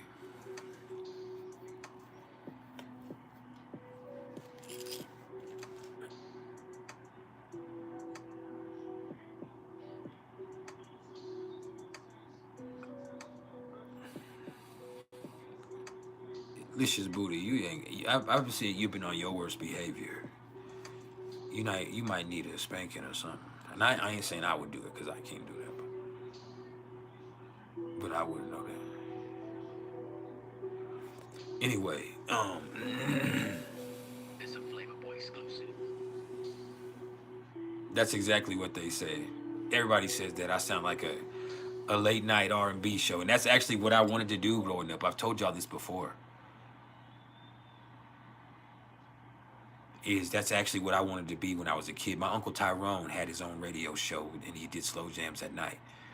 And that's what I wanted to do more than anything. I didn't want to rap. I didn't want to do any of the stuff that I ended up doing at that point in my life.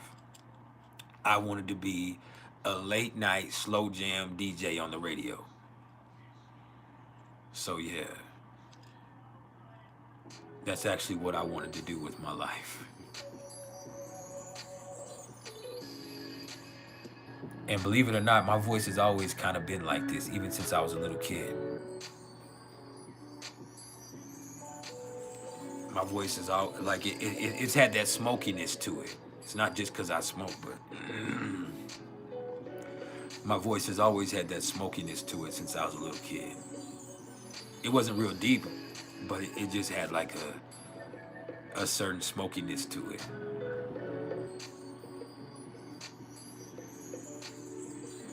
You ain't gonna be good.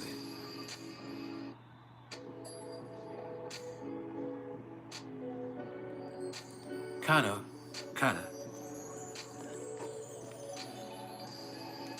I just have it, but it's only deeper when I'm calm. As I raise my voice and I raise my voice gets higher. Some people, it's like there's bellows, but for me, when I raise my voice higher, it gets higher. So I guess that's how that goes. Now anyway, Pluto is at 29 degrees of Capricorn, so that's the pits of despair. That's that anoretic degree, that anorexic degree, as a matter of fact. It's like people are hungry, they tired, they fucking frustrated. People, they just have this shit where they don't like anything right now. And so that's the type of shit that actually makes changes come about. Changes come about from this. And with Uranus trying to Pluto, and this being Taurus and Capricorn, this is where the financial situation is incredibly frustrating for people. How much the cost of living is frustrating for people. How much it costs to go get groceries. How much it costs for your bills. How much it costs for gas. And so people are fucked up about that shit, and that does influence their decision-making process. For better or for worse. When you operate out of a struggle mentality, you tend to make drastic decisions. I don't think you heard me though.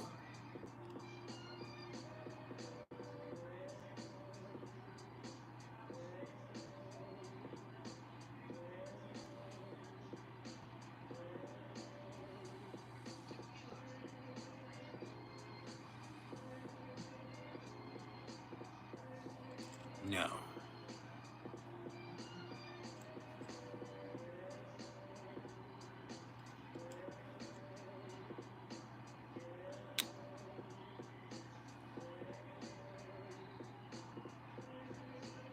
Do it, bro. I want you to. What do you want me to say? You want me to say everything is vibration?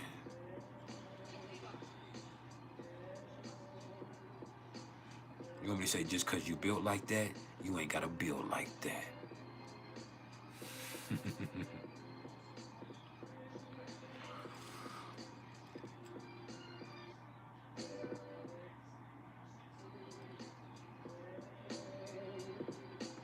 But anyway, yeah, Chiron's at 22 degrees of Aries, so this is retrograded into a critical degree. So some self-awareness is critical for you. That's the best thing for you right now. And sometimes you're going to be forced to be painfully self-aware, savagely self-aware. And it also helps you be aware of where you stand with other people. So there's going to be some situations that really get instigated very quickly right now.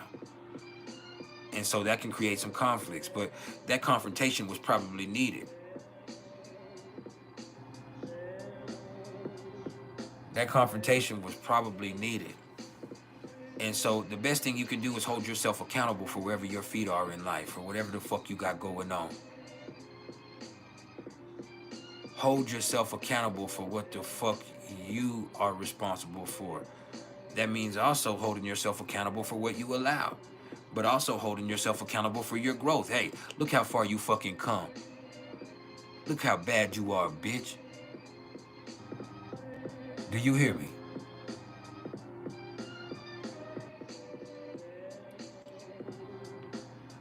Once you realize that, you can see how much farther you can go. It gives you the courage you need to proceed. But you also have to hold yourself accountable for how far you've allowed situations to fester, or how far you've allowed somebody to take you or use you or abuse you. You got to stand for something, you'll fall for anything. Chiron is in Aries. You got to stand up for yourself at some point. Even if it's against yourself. And say, I can't let you do that to us anymore. I'm not doing it that anymore. I'm not allowing that anymore. I'm not that anymore. And that's the best path to growth. What's up, hola, amigo? Nah, I ain't singing.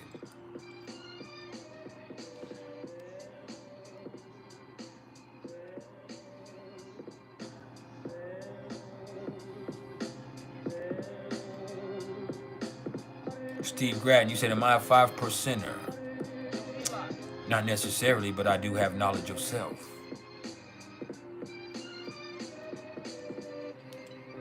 I am privy to the supreme mathematics.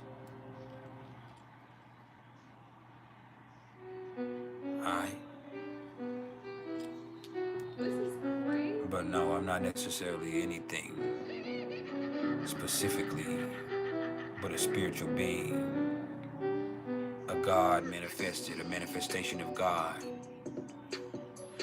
You hear me?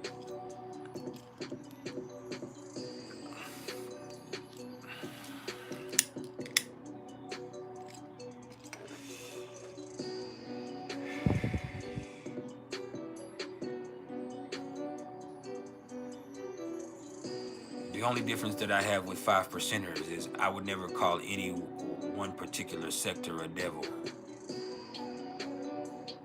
I think the only devils that live are the ones we create in our minds.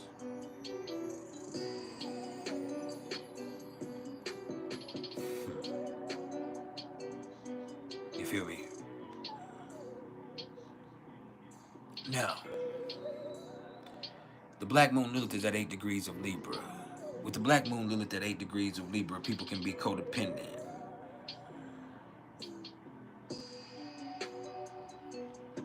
Hold up, I got a message from my honey.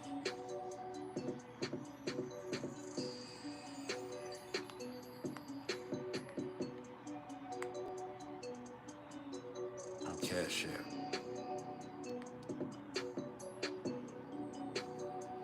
Just a second.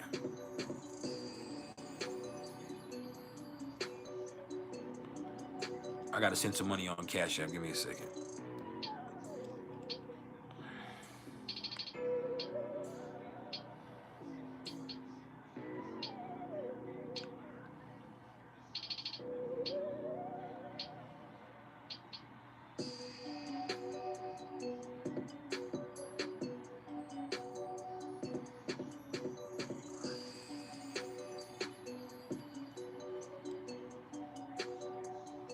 Can I just send it?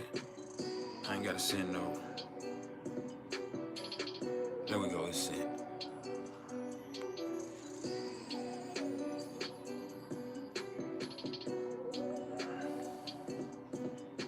Now, the black moon Lilith is in Libra at 8 degrees, so people can be superficial. People can be super fake. People can be two-faced. They can be fence riding. They can be codependent. They can be easily influenced. They can be over-conciliatory, thus dishonest. Yeah. People could be one to couple up. People could be one to look for a relationship even at the sake of disrespecting and disrupting your relationship.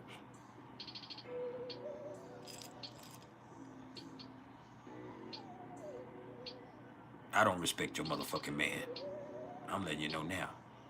I don't respect your fucking relationship. I don't respect your motherfucking dude at all. He ain't me. Even with my buck teeth, I'm way finer. I'm way smarter. I got more knowledge. I'll beat him up.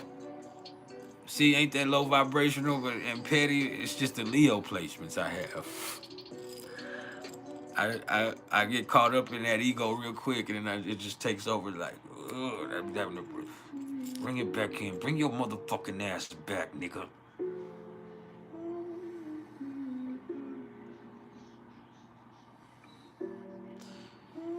El Solo. I had to reel it back in. Bring that motherfucking shit back, but for real though, I am all of that though. Yeah.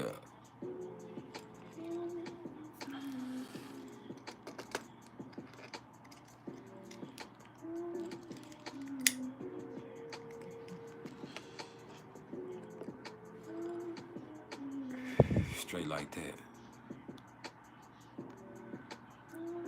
Now, yeah. With the black moon Lilith in Libra, people are also gonna be just fucking fake. Fake, just smiling in your face but want to take your place. I'm talking about a motherfucking backstab.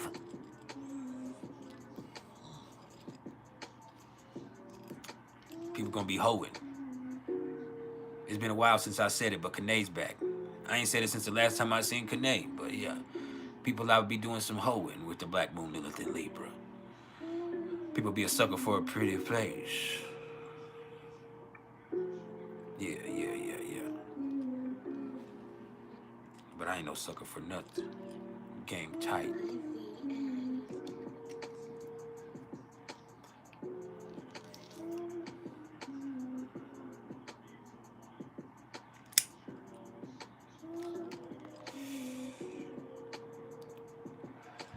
I don't know if I should be trying to make you suspicious of your friend. I'm just relaying the transits. You feel me? I'm just relaying the transits. That's all I can do. Now, as far as the North Node is at 6 degrees of Aries. So, hey, you got to be action-oriented in your approach to life. Sometimes you just got to do what's best for you, regardless of what other people think about it. Sometimes you give in too much. Then you're frustrated because you feel like a bitch. Sometimes you let other people have the upper hand in your life, and that's not fair to you. The truth of the matter is you can only experience this life through your own eyes and in your own skin. As much as you care about other people and you want to live for your friends and your lovers and your kids, hey, that's true, but the truth is you can only live for you. You can be a help to them and they can be a help to them, but you also have to understand that your life is your life. Your experience is your experience. There are people that are part of that, and you're a part of their experience, but they're only experiencing their life through their eyes and in their skin. So they need to do what's best for them, and you need to do what's best for you. And that shouldn't be harming anybody else. And if somebody has issue with that, then they need to look at themselves. As I've said over and over and over again, if you want the world to be a better place, you got to make that start with you being a better person. This is crazy. And so you just got to do that. And the best way to do that is be honest about who you are and what your intentions are. That's one thing I can say about Aries energy is it's fucking honest.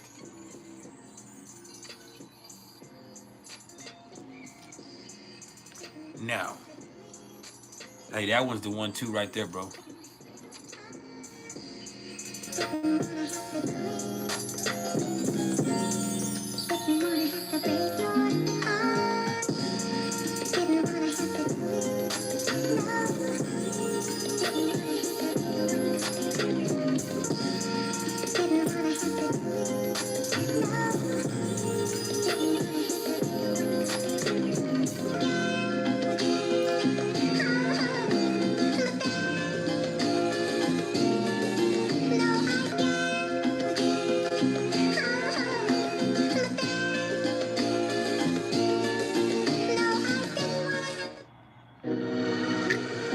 That bitch be jamming, bro.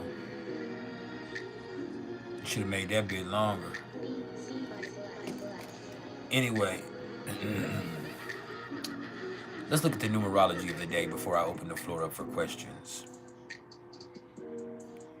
And as far as the numerology of the day, we're in that 1 vibration today. So this is about you. You hear me? It's about self-development through self-actualization. It's about taking the lead. It's about new beginnings. It's about, hey, understanding at any present moment you can change your course of the life before you. And so that means, hey, you can change the narrative on the rest of your life right fucking now, no matter what went on before this. It means where you take control of your own destiny. It's where you take the lead and you move forward. And this doesn't mean that you have to be fearless, because that most of the time is completely impossible. But if you're courageous enough to keep moving even though you're scared, then that is true bravery. Bravery and courageousness are not fearlessness. It means you're willing to move forward no matter what's in front of you, even if you are afraid, because you know you got to do what you got to fucking do. And so with the 1, this means take charge of your life. And there's a master number 11 attached to this because it is September 11th. And so, like I said, you taking control of your destiny is the best thing you can do for the whole world. Taking responsibility for your actions is just something that's a part of your growth process. You can help other people become more self-aware through you taking this step in your own self-awareness. And let me tell you, with this being the 1, it's about doing, not waiting, not thinking. It's about doing. So what the fuck are you gonna do to make your life better? And if I have to explain how we got to the 1, it's like this. It's September 11th, 2024. And so September is a 9. You take that 9, you drop it down, you don't simplify a 9 any further. That's how it stays. When you look at it being the 11th, that's a master number 11. You don't simplify a master number. You take that 11, you drop it down. 2024 equals 8, because 2 plus 2 is 4 plus 4 is 8. You take that 8, you drop it down. So you have 11 plus 9 plus 8. So 11 plus 9 is 20. Plus 8 is 28. 2 plus 8 is 10. 1 plus 0 is 1. But the date is the 11th, so there is a master number 11 connotation to this. Just to put it into proper perspective. Yeah. So, we've been here for exactly 2 hours. The floor is now open for any questions that y'all might have about astrology or numerology or anything else that helps you understand yourself better and thus raise your vibration.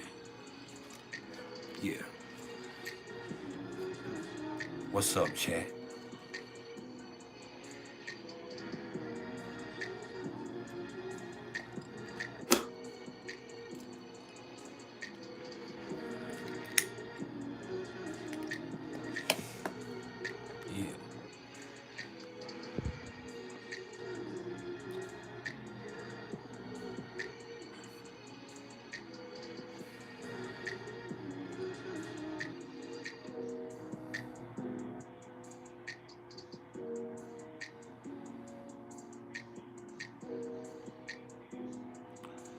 You said you was watching one of my videos the other day, and I said something about unlocking your 12th house. You wanted to ask how you do that. By spending time by yourself, by meditating, by, isolating, um, going within, exploring your inner self.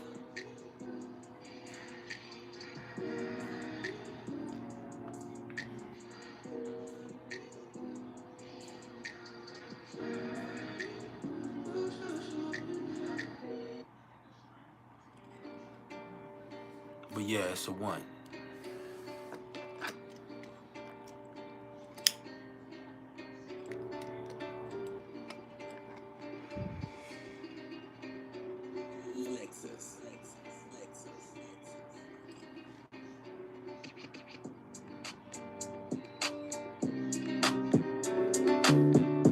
Hold on. Y'all gotta excuse me. It's gonna look like I'm digging in my pants, but I'm just pushing my hernia in.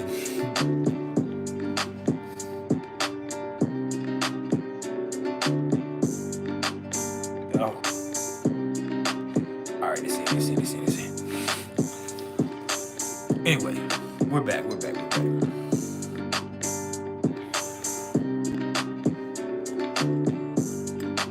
think.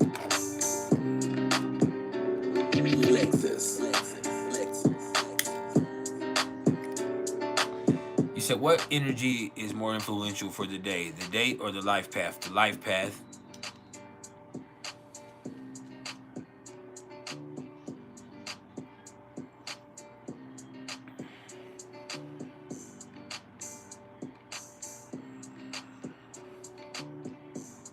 That's what I would say. The overall energy. What does Aquarius, Moon, Saturn, and Lilith in the 7th house means? Means that you're gonna get your feelings hurt in a motherfucking relationship with them. That's what it means. Cause them motherfuckers are emotionally void. And it doesn't mean they don't feel, because they definitely feel. It's just like they don't express emotions, and it's because their feelings operate on a dimension that is just right beyond their reach. And so they care about freedom. They'll give you a lot of freedom, and they want you to be free to be who you are and to choose to love them. That is one thing that's cool about them. But also, like, and they'll help anybody. But other than that, it's not personal for them. Like, nothing is really personal, and they take freedom to a fault. They don't commit. They're non-fucking committal. With they funky ass.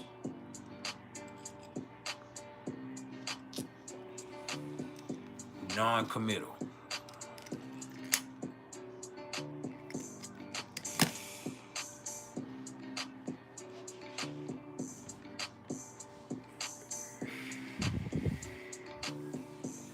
It is what it is.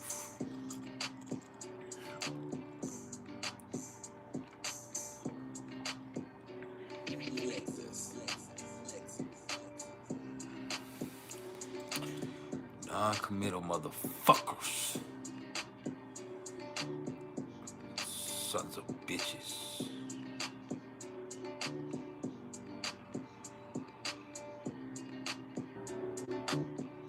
Hey, we got a troll, y'all. Look at Joshua Weeks. He wants attention. Give him attention. Give this bitch some attention that they want.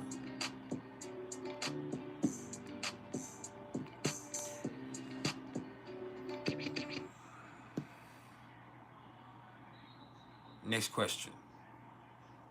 You ain't called me out.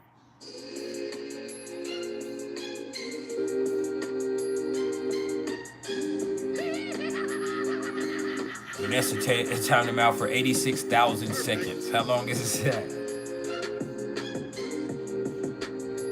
That's a lot of fucking seconds. Banished his motherfucking ass to the shadow realm.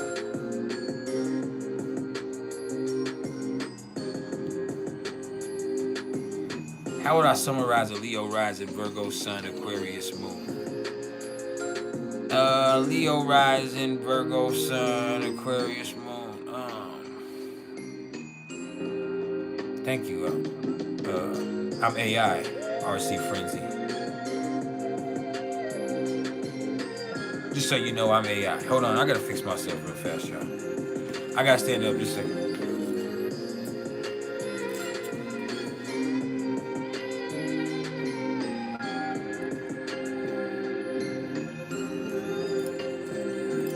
All right. Anyway, just hide their funky ass forever. Leo rising. They do emanate a certain confidence. They do have a pretty sunny projection of themselves into their environment. They do have a personality with a certain amount of swagger. With that Virgo sun, I would say that they have a quiet swagger, a confident swagger to them.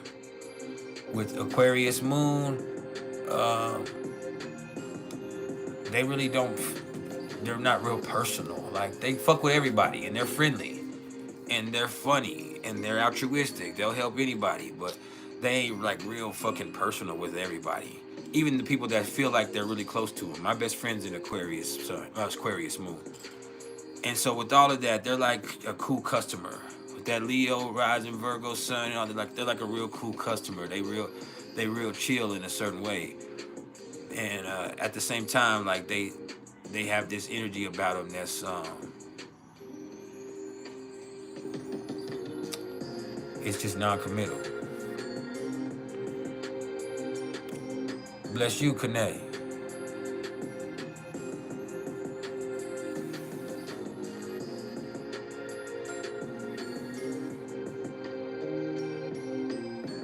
You'll be all right. It's like when people come on here and see this, they see something that they feel like they themselves should be doing, and they could be doing, but they ain't doing it. So they feel some type of way as far as projecting themselves, and that's just the day and age we live in. Also, that people are gonna be on these keyboards talking kind of crazy, cause I do it. That's why I don't take it real personally. Sometimes I do, but most of the time I don't take it personally because I do the shit. Like I don't do it in people's lives on YouTube, but I definitely do it on Facebook. So I understand being a hater and a troll, because I'm a hater and a troll. But yeah, when they do it in here, get them the fuck out of here. Because we're on a positive vibration here, but I ain't always on this.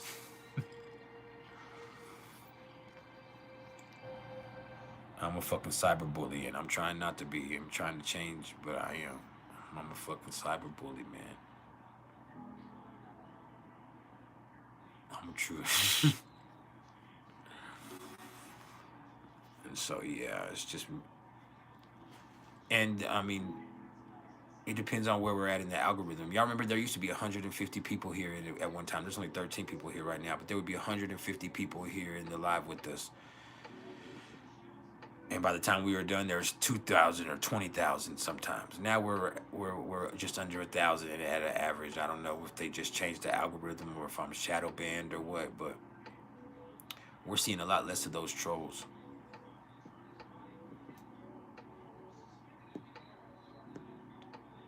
You said, what placements are the most important in a synastry chart for a marriage? Saturn. You need stuff to be connected with Saturn. You want to have positive connections with Venus and Saturn. But anything with Saturn, you need Saturn. Saturn is the concrete that holds people together for a long time. Saturn is very important in synastry, because Saturn is glue.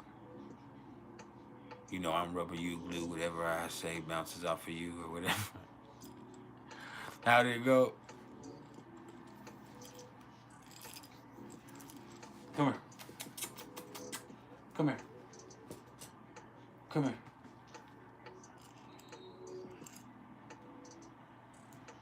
Alright, fuck you too, dog. But yeah. Anyway.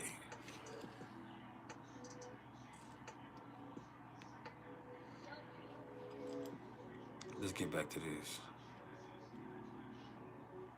And that then brings us to the next question, which is, if you have Uranus in the first house, How can Uranus retrograde in Taurus in your sixth house feel? Stressful? Stressful?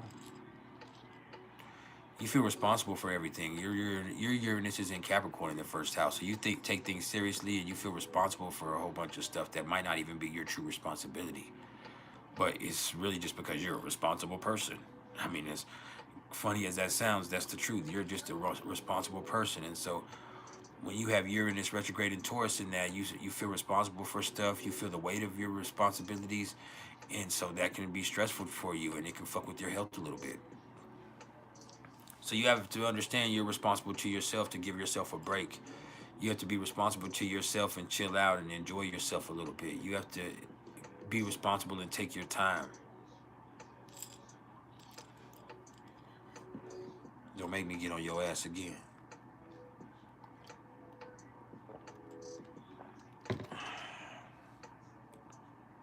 Yeah.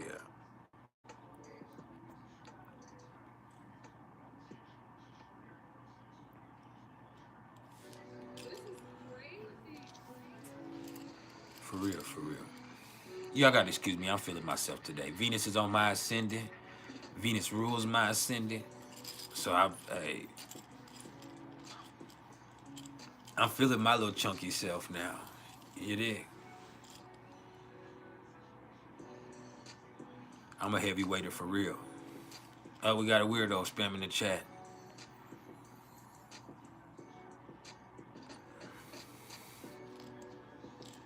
Bye-bye, River Teddy.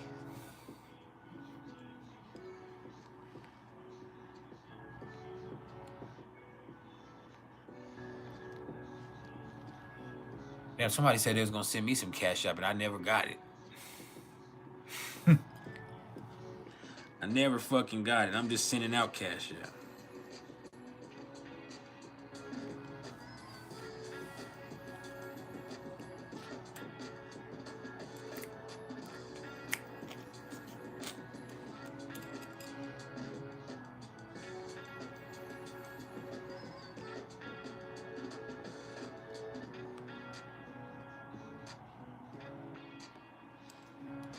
But yeah. Hit the fucking super sticker, the super thanks, or the super chat. Let me know you fuck with me. I have a quota to meet. I'm trying to get paid from YouTube this month. Or hit the cash app in the description.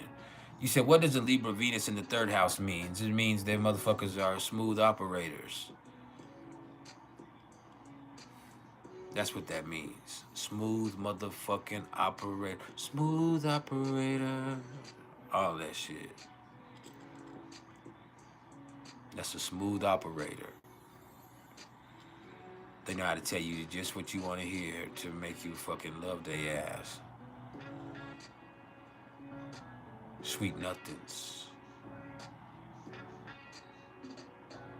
Also means they're usually really artistic and cool. But more than anything else, they're a smooth operator. Smooth operator.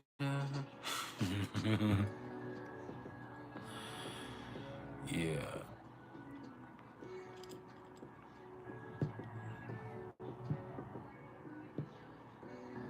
Who got that Libra? You know what I'm saying? I wanna know. Was that your girlfriend? I'm sorry.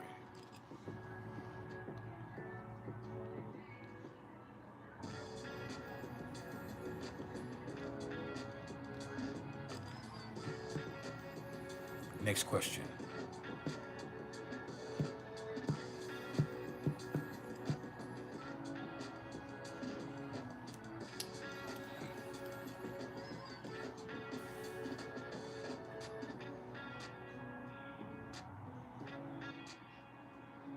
Pierre. I ain't got no son named Pierre. Hey, they be crazy. Natal Pluto in the 11th house. What does that mean? It means that you have a lot of influence. And you also are always looking for other people who can have an influential energy like yourself. You're trying to change things, and you need like-minded people for you to really start a revolution. And it tells me that you yourself are just revolutionary, maybe even a little rebellious, and ultimately you just want to be a a catalyst, and you're looking for people who can also help you be the catalyst that you want to be. And with Pluto in the 11th house, you will be a catalyst in some way, form, or fashion. You might even have the good fortune to see something that you have idealized or invented actually become something that is mainstream at some point. But yeah, you got a lot of powerful friends. You have a strong network. You're great at networking, and ultimately, at the same time, like, you feel like you have a specific purpose, and so you're trying to align yourself with the exact type of people who can bring that purpose into play. But you're also gonna have some friendships that have to get destroyed, some shit that ain't mutually beneficial for all of y'all. Like, there's gonna be some times where you realize that this shit is not fucking, this friendship or this association that you have with the person is not worth the time and effort that y'all are putting into it, because y'all don't see things the same way. This is crazy.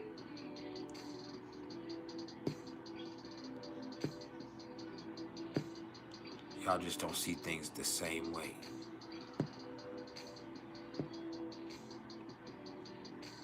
Like, there's gonna be times where you be dealing with people and you be like, man, me and this motherfucker don't have nothing in common, and it kind of turns you off fucking with them. It's just like, it's probably happened more than a few times in your life. It's just like you were fucking with somebody and then you just realized that they weren't the type of people that you want to fuck with.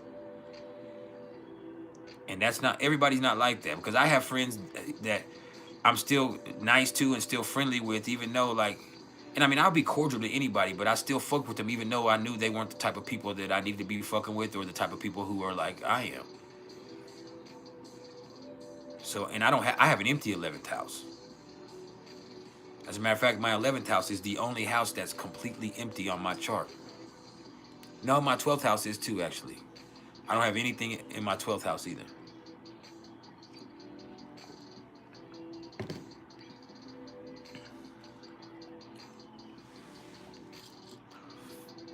But yeah, it's just like sometimes you just be like, man, me and this motherfucker ain't got no business being friends. I don't need, like, it's not because you don't like them. It's just because, like, y'all have nothing in common, and there's nothing that can be accomplished in y'all fucking with each other.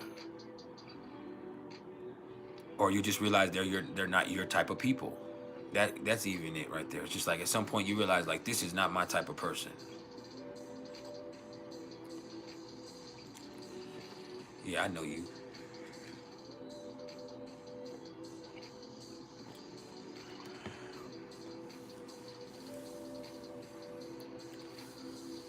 What does it mean when you have an empty house? It just means that's not a focal point of your life.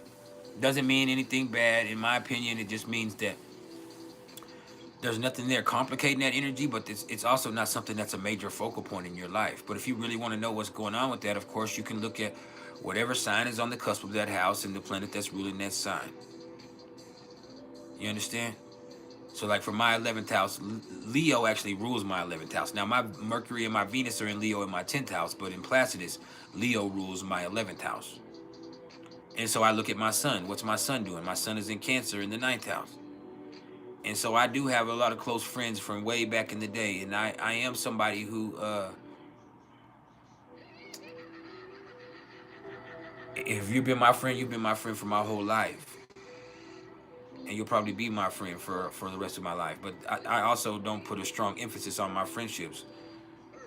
I have a lot of friends, but I avoid them most of the time.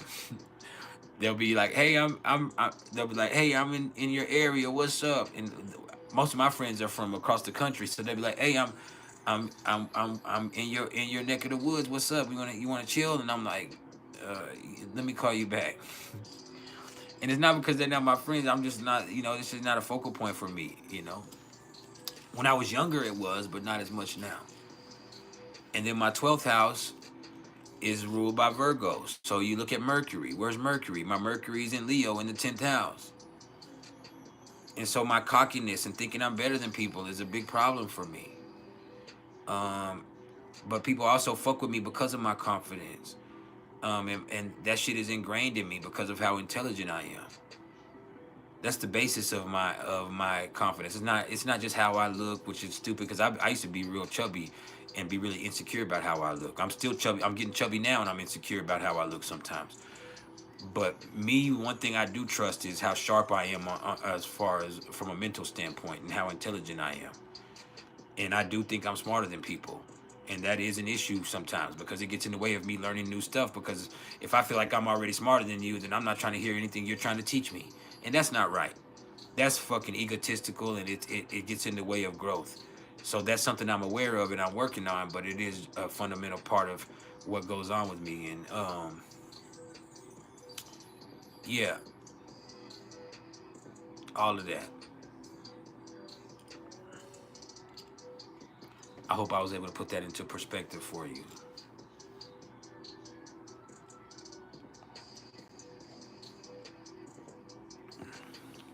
How do I feel about Pluto and Mars conjunct?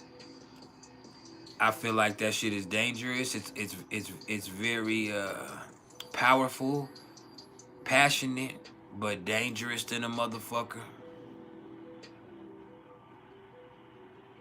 It's something that is dynamic,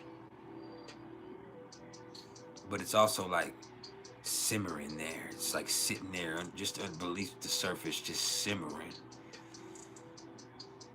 It's not boisterous. It's something that's kind of running underground. But it's like that fucking Yellowstone caldera that's building up. That's the volcano under Yellowstone National Park.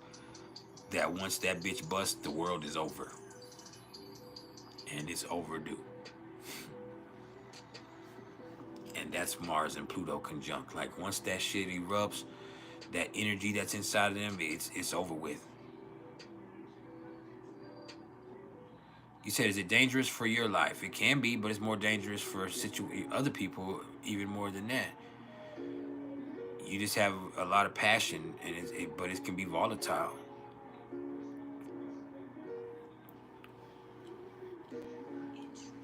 Like if it's in Scorpio or if it's in Libra, it's like you care about other people a lot, so you're a champion. If it's in Scorpio, it's like you feel things so deeply. So Mars conjunct to Pluto in Scorpio is like you want things so badly. You feel things so deeply. It can make you be somebody who's just incredibly dynamic when you go after what you want, and you're unstoppable and you're relentless. And but if you get mad, you can be ruthless. If it's in Sagittarius, that just means that you have blind faith sometimes. You're restless and you have blind faith. And so you just have this inside of you that feels like you can do anything you want whenever you want. So in Scorpio, yeah. In Scorpio, there's something inside of you that's indomitable. There's something inside of you that's so fucking passionate that it's fucking dangerous. That wants things better than other people. And you're willing to go farther than other people. You'll take it to the extreme. You'll take it there. You're not just a fighter. You're a fucking killer. And I'm not saying you're a murderer, but you are a fucking killer. And you just have this very passionately creative or destructive voice inside of you that operates at extremes.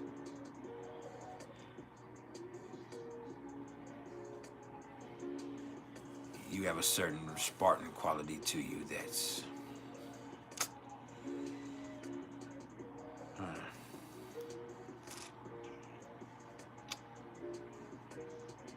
incomparable. That's a great word. In motherfucking comparable.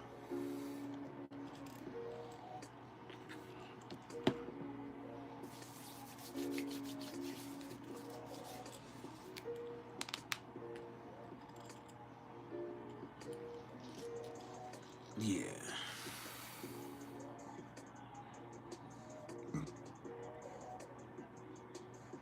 What's up, sports kid?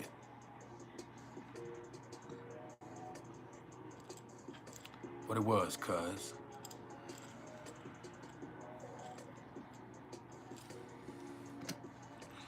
Next question. Next question, please. Sorry, my mic almost knocked my mic over. I gotta get a better stand for this bitch. My other mic was a hang down mic. Y'all remember when I had that hang down mic? It got broke. The stand, well, the connector to my desk broke. So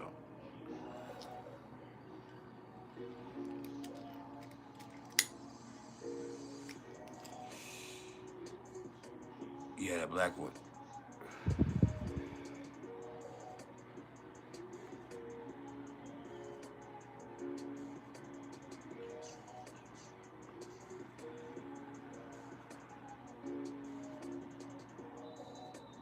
That's what's up, sports kid. Anthony said, what does it mean if somebody has a Scorpio, Venus, and Pluto in the 4th house? Means they're obsessive? People get obsessed with them too, but they're obsessive. If they love something, they get obsessed with it. Yeah. But they also love something so much that they don't trust it. They also hate with extremes. And it just means that the way that they grew up in their house, there was such deep emotional stuff and secrets and stuff that sometimes it made them very intense people. And so they have a natural intensity to them because of the way that they were raised and the things that they experienced growing up. And that could run a whole gamut, and I'm not going to go through the gamut of that. But with that right there, with it being Scorpio Venus and Scorpio Pluto and it being in their 4th house, they are emotionally dynamic and incredibly intense. Double A, double A, double A. What's up, fam? You said empty 6th house with Virgo on the cusp, ruler Mercury and Aries in the 11th house. Is that 5th house? No, empty 5th house with Virgo on the cusp and Mercury and Aries in the 11th house. I mean, you got that sauce then, really. Your Mercury's in 11th is in Aries in the 11th in the 5th house. Like, you're an honest person and people fuck with you because you're genuine. You might even be whoever that is. I don't know if it's you or not. Whoever that is might even be savage.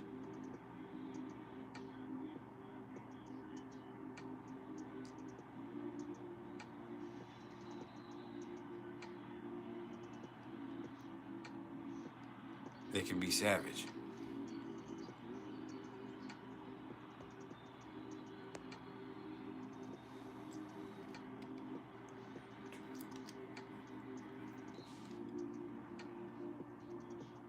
Hold on. Hold up.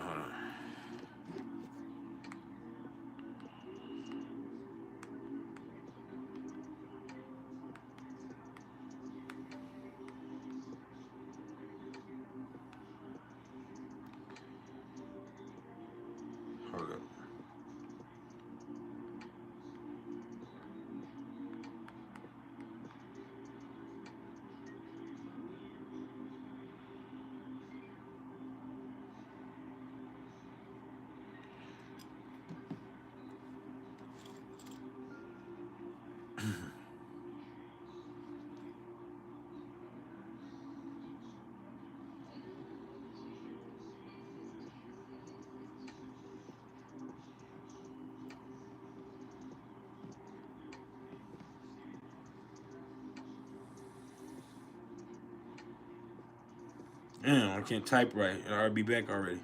Anyway, let's go back. Anyway, let me get back to the question. Double A, double A, double A. Mercury and Aries in the 11th house, and you're looking at your 5th house because it's Virgo there. You like to do things yourself. You want to do things perfectly, and you hold yourself accountable. But you're also a very honest person, and you that's a matter of principle for you, and you keep it real to a fault. And so that's why a lot of people fuck with you in a certain way. Like you're popular because, or whoever that is popular because they seem more real to people than other people do. Peaceful Aura, you said you have Venus in the 8th house and you're possessive over people that you care about. I believe it.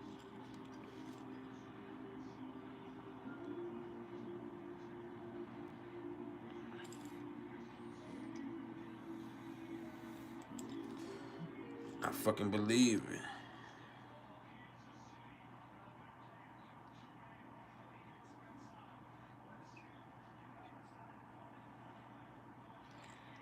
for real.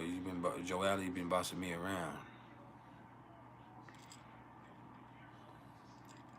You gotta be careful. Aries people will try to boss you around, like I said.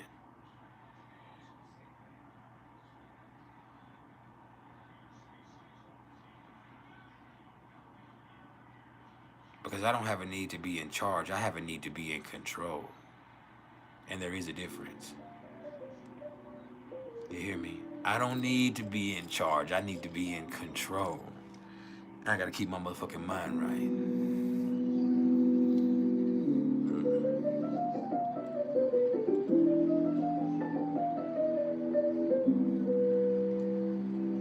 That's my favorite.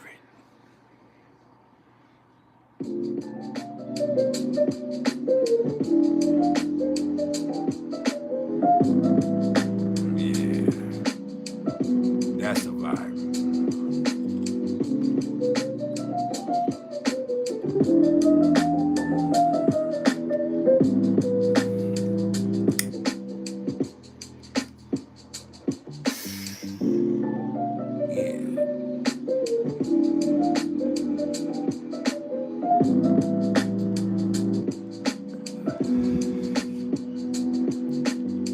Any more questions?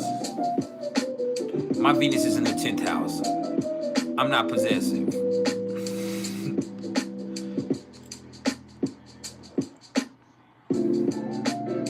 I'm ambitious.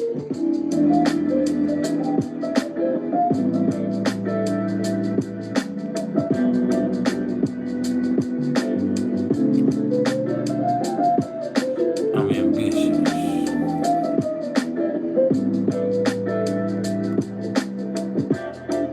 Opportunistic.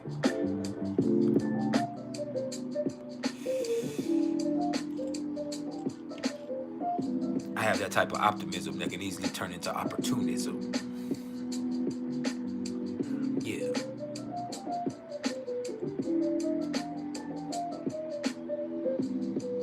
What's up, C-Thou?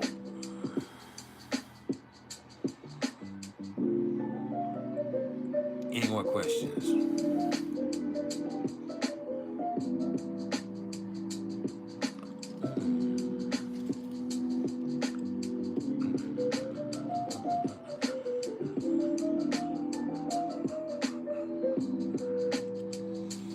Yeah, that's jamming for real.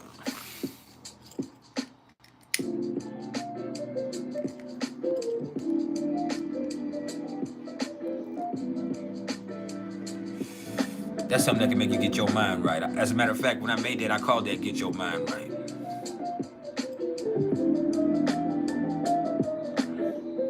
Beats. That's what I did on the keyboard right there, is this right here. I mean, I use reasons too. But,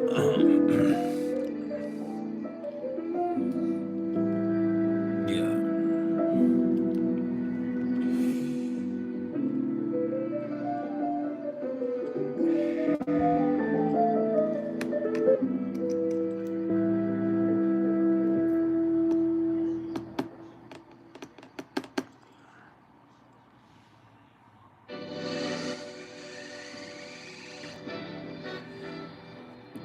You have an empty 5th house. Aries rules it. Mars is in your 8th house. What's that like? Fucking sexual than a motherfucker? A motherfucking freak? A motherfucking freak. Savage. Primal.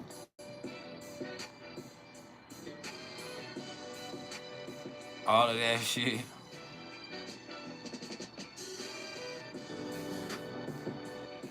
Sports kid. You said with a North Node in Cancer. You said you have a with a North Node in Cancer on your ascendant, Mars in Scorpio, and Moon in Pisces be a grand water trine. Yes. Yes. It's a grand water trine. I got a grand water trine. My sun is at 4 degrees of Cancer in my 9th house. My moon is at 8 degrees of Pisces in my 5th house. And then I have Pluto at 4 degrees of Scorpio in my 1st house. Water signs, fire houses, empathy and intuition.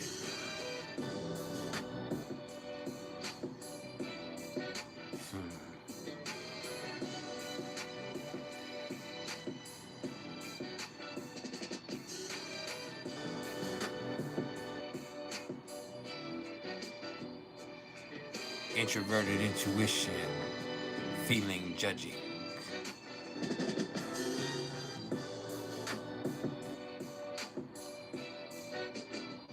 See, you say, what size do I use in natal synastry composite charts? In composite charts, I use pretty much the same as the natal. They are a little different for synastry and transit. For conjunctions, I use 6 degrees or less, sometimes 7. For oppositions, 5 or less. For squares and sextile, for squares and trines, 4 or less. For sextiles, 3 or less. For inconjunctions, 2 or less. For semi-sextiles and semi-squares, 1 or less. And then when and I usually don't even do quintiles and biquintiles and things like that, but if I did, I would use those that would have to be exact. Sesquiquadrats or sesquiquadrats, those I also use a 2 degree or. Now, in synastry, for conjunctions, I might do 8. For oppositions, I might do 6 or less. For squares, 5 or less.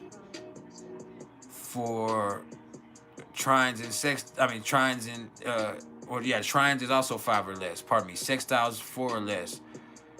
Sesquiquadrats and inconjunctions, 3 or less. And then I don't look at anything else in synastry.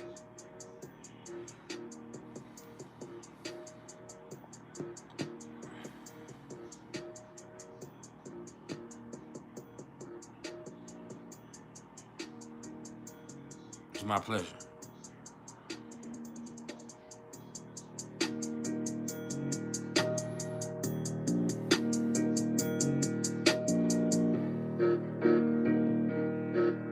That has a vibe to it right there. Run it back.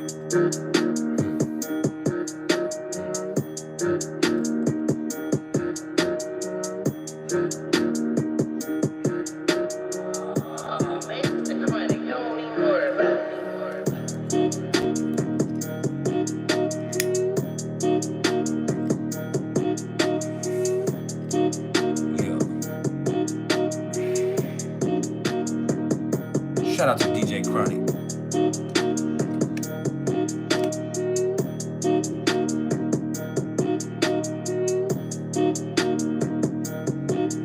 That bitch has a vibe to it, boy.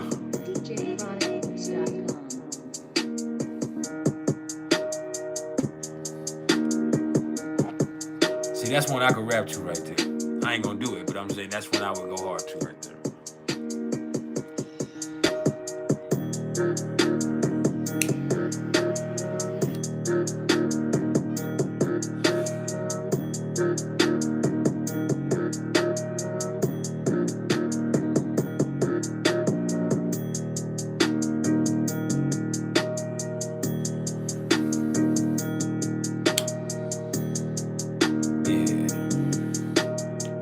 Double A said, so an empty house might not be an important focal point for that natal person, but can other people in your life influence your empty houses with the placements in those houses? Yeah, I mean, and I wouldn't say it's just not a focal point. And it's not complicated either because there's no planet there adding a certain significance to that placement.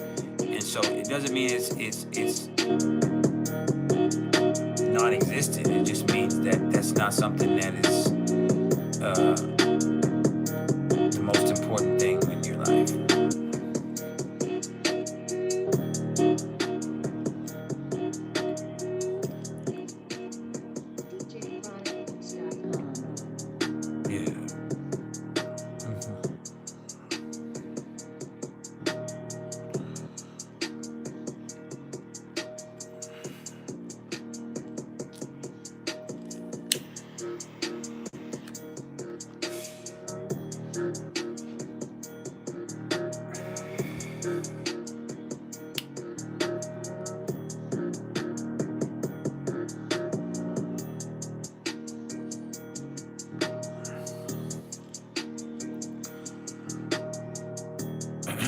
Vanessa Marie said her nadir is in Pisces at 25 degrees. What's the significance of that degree, in my opinion?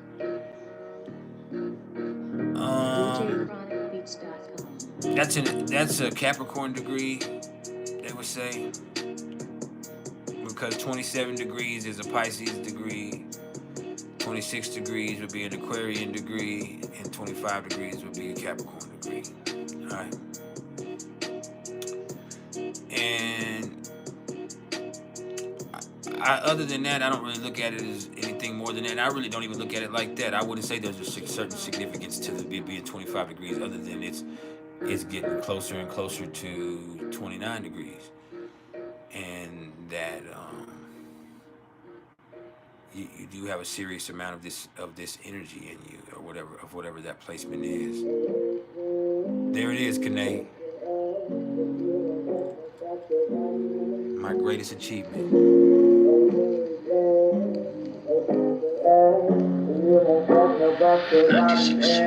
Oh.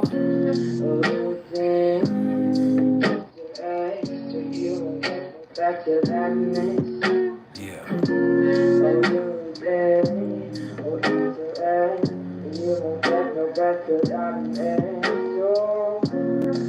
Yeah, I've looked up some. I don't remember which ones I looked up, but yeah, because I look for a lot of them having Aquarius placements.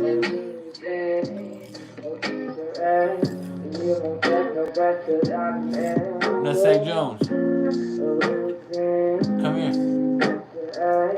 Come here.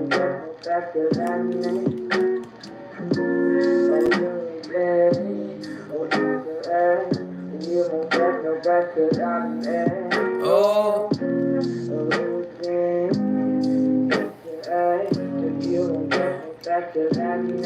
Embrace it. Face it. Be it. Express it.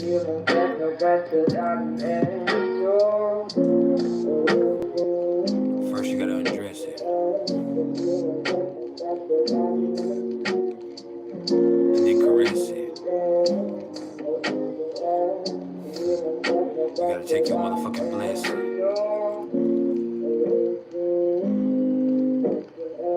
To give a fuck about the darkness.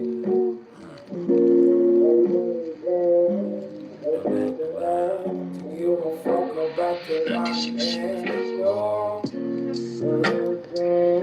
Yeah.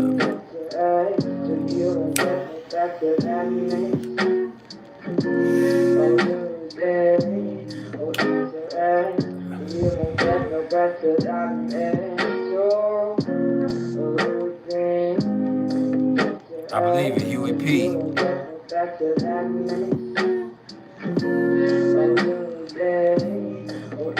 Aquarius placements of rebels, iconoclasts, activists, revolutionaries. Yeah. Or just strong 11th house placements.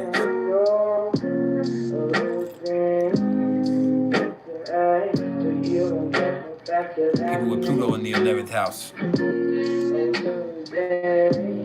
Activists.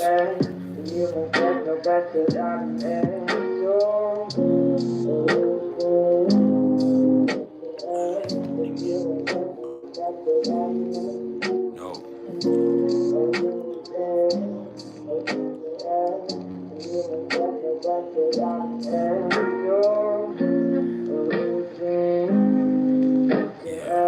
To give a fuck about the darkness.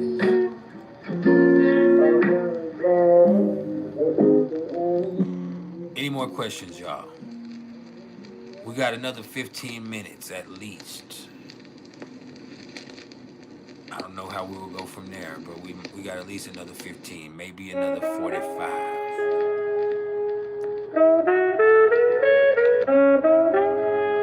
Ooh, that's gangster. I haven't played this in a long time.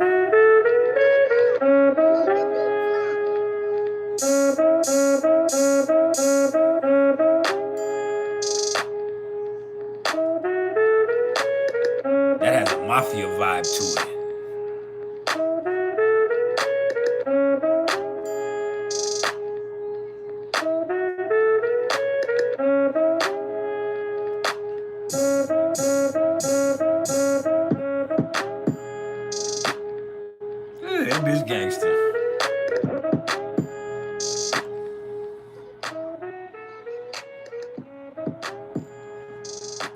That'll take you to the moon going into Capricorn right there. Except Capricorn can't be mafia. Capricorn will snitch. Capricorn is the biggest snitches out of all of them. They're gonna tell on your ass at work, especially at work. You fucking with a Capricorn at work, they will tell on your motherfucking ass.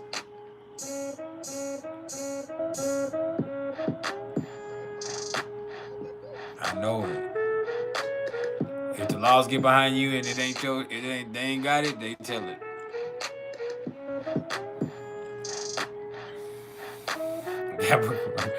Capricorn's gonna tell it.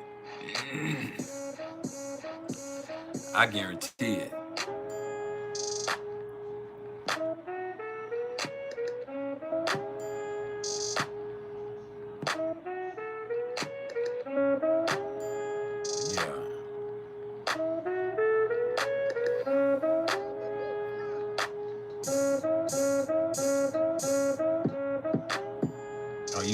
Kane, you gonna tell it? Did you say same here? But Capricorn gonna snitch. Especially at work.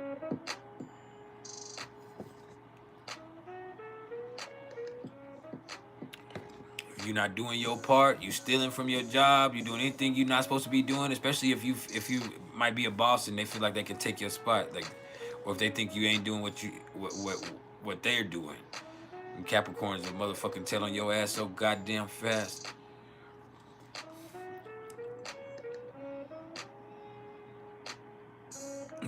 Right?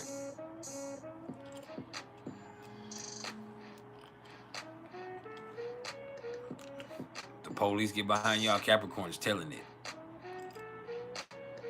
You got them fucked up. They not going to jail.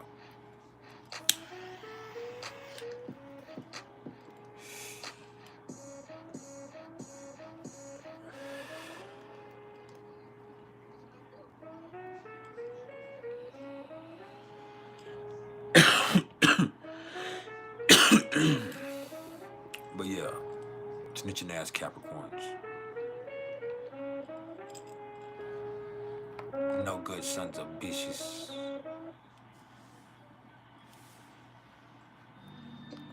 Anyway, any more questions? Keep the questions coming. Keep the questions coming. We got a few more minutes. We got a little bit. I fuck with this one too. The strings are really profound in this.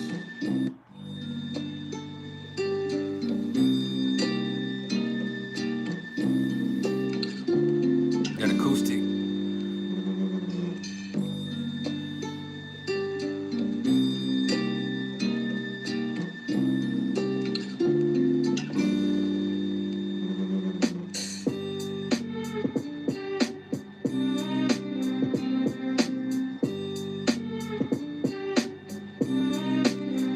That bitch right there is epic. You said, what about Chiron and Venus conjunct in your 7th house in Cancer? You got to be willing to open up with your feelings, and it's like you feel like sometimes when you do, you're too vulnerable, you're too sensitive, and you get really stuck on people. You cling on to memories, and you cling on to people, and your feelings are like mud, and so it clings, and so you're very protective. You have this face that you put on to keep people from really accessing your emotions, because you know how easy it is to break your heart, because you have such a big heart and you care so much that you spend a lot of effort trying to hide it. Like, so you with Chiron there, it more or less means like it takes a lot for you to open up, but when you open up, like you're all the way open and you're exposed, and it's like, man, if anybody gets you to that place, like, you know how vulnerable you are, and so it's just real hard for you to get there, because somebody made you feel when you were younger, it just made you feel like your feelings weren't relevant, or that you was foolish for feeling the way that you feel, or they just showed you that you better not, they broke your heart. And so with this, you're very guarded, so you have this external energy that seems very obstinate and very standoffish because you just don't want anybody to access those vulnerabilities that you know are so profound.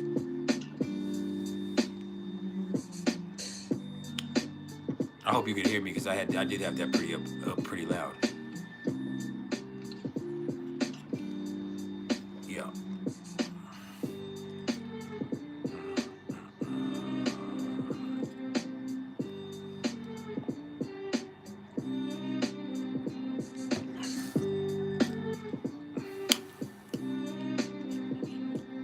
But yeah.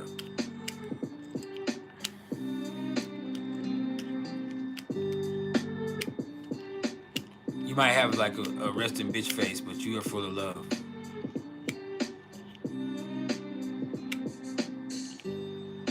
Ain't no fucking such thing as no cusp. You're either 29 degrees of one sign or 0 degrees of the other one. But there is cusp on houses. You can adjust house cusp. Sometimes a house cusp could be like 1 or 2 degrees wide. I don't do house cusps either, but some people can.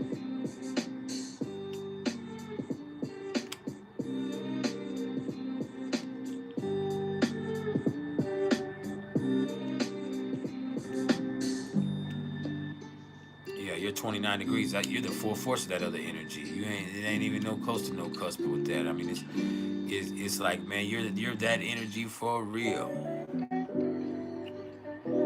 There's no such thing as cusp, baby.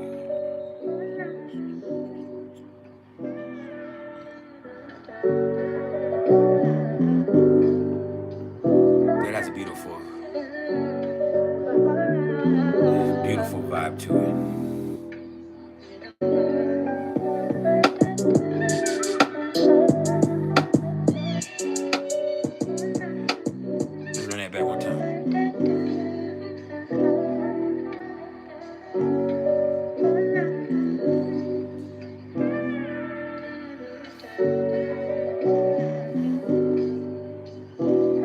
That bitch has a vibe.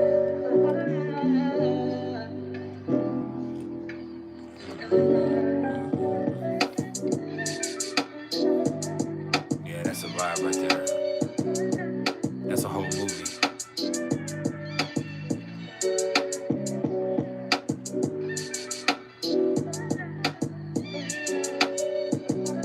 Like the video if you haven't liked the video yet.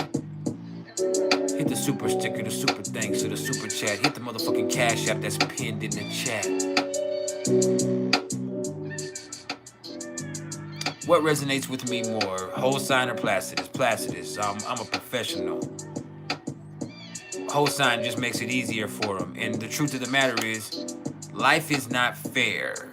Everything isn't even for everybody. So when you're using whole sign or equal house, what happens is something is going to get forced into a placement that it's not naturally in because you want everything to be even and fair. And life is not even or fair. And Placidus is the natural flowing of energy. You understand? That's why there's interceptions. And that's why sometimes a house will have 2 or 3 signs in it. That's why everything doesn't look all nice and buttoned up. Life isn't all nice and buttoned up.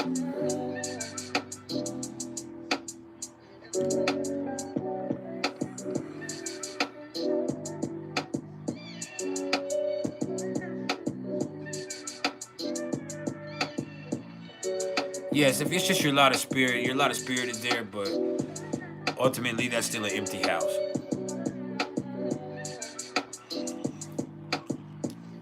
I guarantee if you go look up the thousands of asteroids that they have, you'll be able to see asteroids in every house that you have. Appreciate it, Vanessa Marie. Coming from Canada. Where's Drake at? I know Drake has to be sick. The whole world about to be calling him a pedophile at the Super Bowl in 5 months. Like, god damn. Like, he knows that ahead of time. In 5 months, they finna fire your ass up, bro. That motherfucking song is the most popular song in the world. They coming to get you, Drake. If If you think he gonna do a whole Super Bowl performance and not perform that song, your ass is out of line.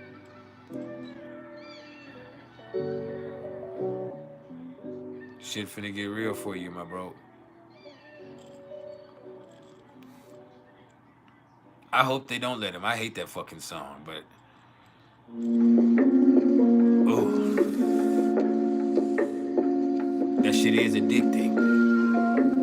This is my favorite.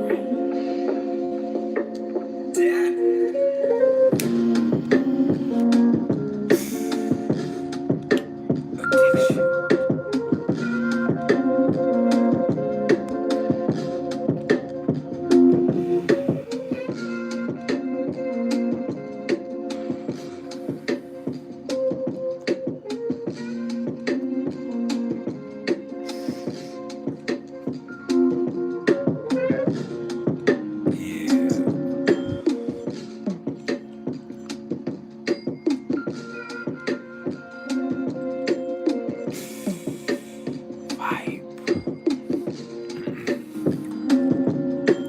They got little kids singing that bullshit. That shit ain't what's up.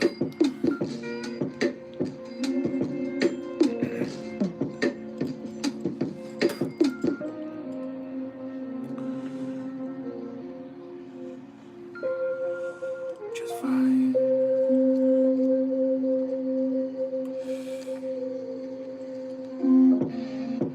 Yeah.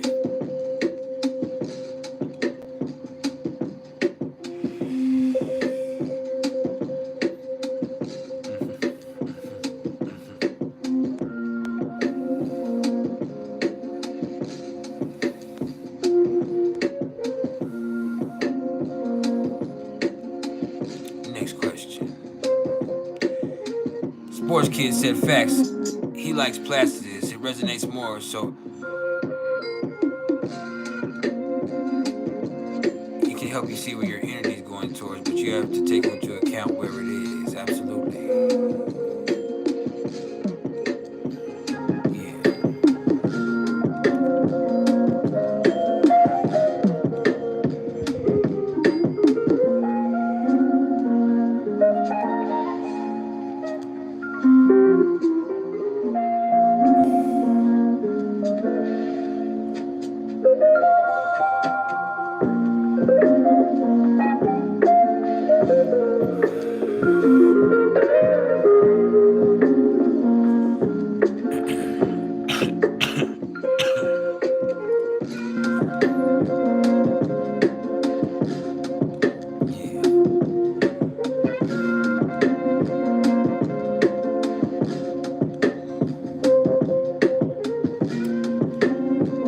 We've been here for 3 hours officially. We might go for 30 more minutes to 1 more hour and then we done, but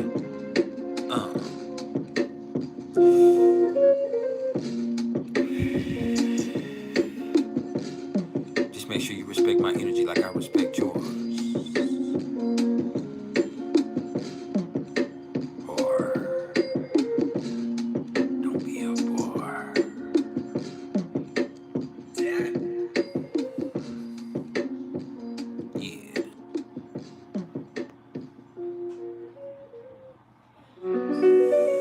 Oh, there's my son. Go, Chief.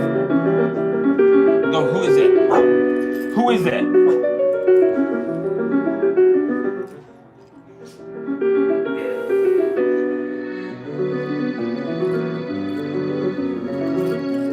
I gotta put this out. Hold on, my son's coming.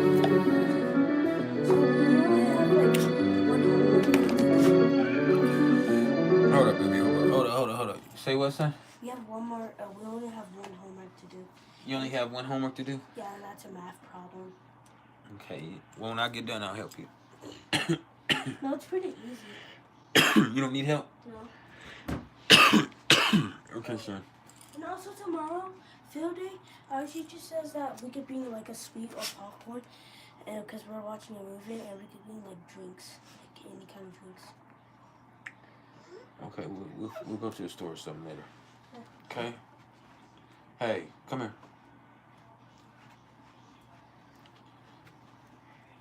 Take Chief out. Come here, Chief. Come here. Say hi.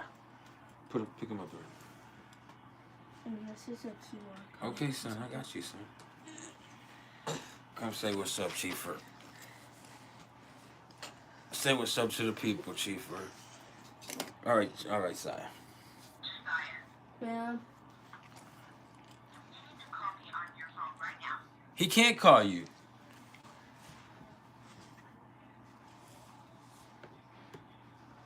Uh-oh.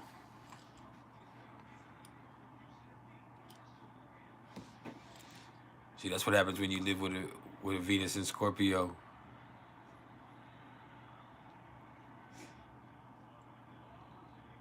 I'm sitting here with the dog and my son, and I hear the camera start talking.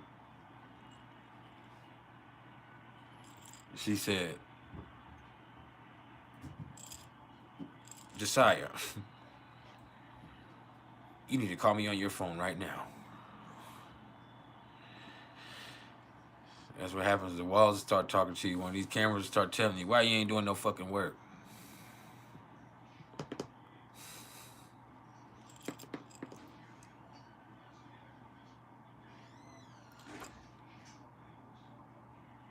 Junior! Hold up, y'all.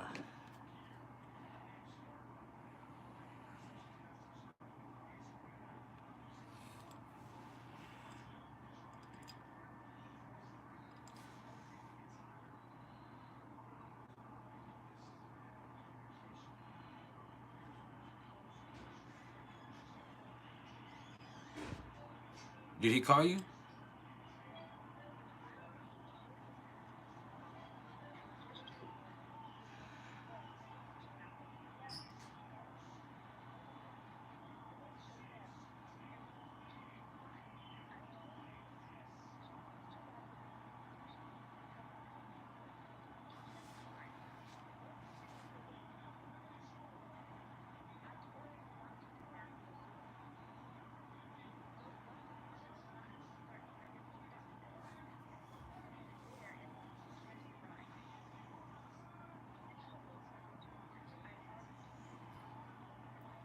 Junior!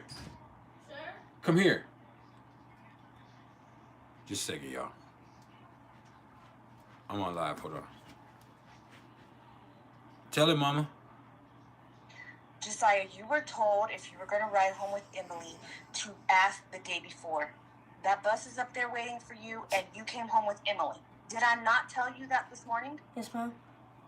So why did you do it? Because I thought my bus already went. No, Josiah, I wouldn't schedule a bus to come get you The dog and just you not be farted. there to get on it. Yes, Mom. So, what are you going to do when they stop coming to pick you up? You going to walk? No. You need to listen to what I'm telling you. Yes, Mom. Bye. Bye. Bye. See, you're not listening, boy.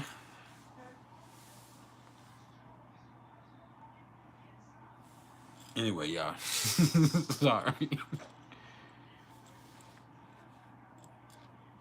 But yeah, that's how it goes around here. That's what happens when you have Aquarius kids. They don't fucking listen.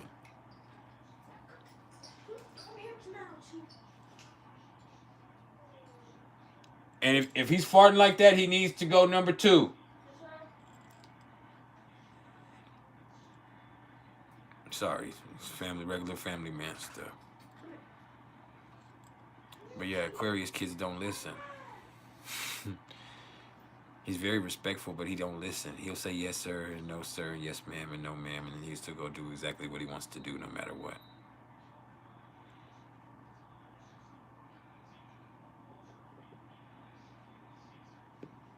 So yeah.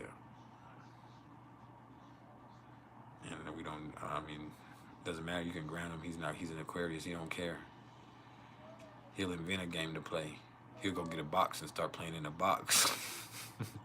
I've seen him do it. Like, he don't give a fuck. Like, you're not gonna fucking take anything away from him. Like, I'll ground his ass. He'll go fucking find a box and start playing with a box. He'll find something. I'll take away his phone. He'll be on the fucking tablet. You take away the tablet, he'll be on the PlayStation.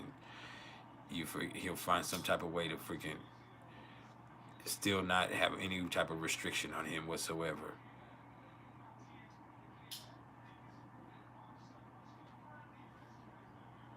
So it's just it's that. But she was talking through the cameras at first. I called her so she could talk to him, but she was talking through the camera at first, and I hate when she does that. I hate when she does that. Just fucking. She might be listening now. You don't know how sensitive that audio is. But for real, like, come on, man, don't talk to me through the cameras like the Wizard of Oz. Stop playing.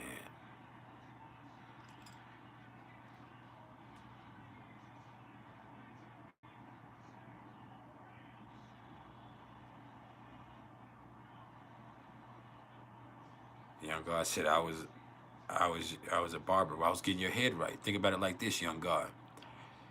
Maybe that's a metaphor that I be getting your head right.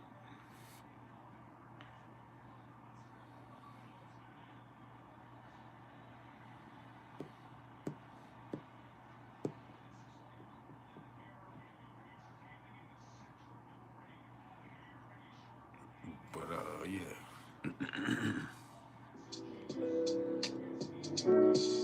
Let's run that back.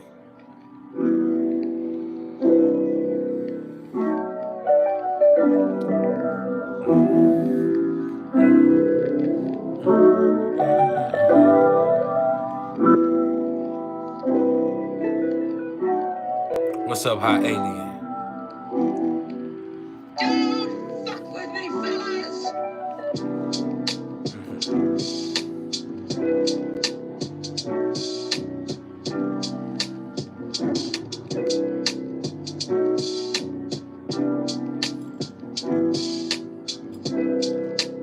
See, now you coming on playing. Carrie Ann Sweeney. You coming on here playing. You gotta be careful. I'm not one to be fucked with.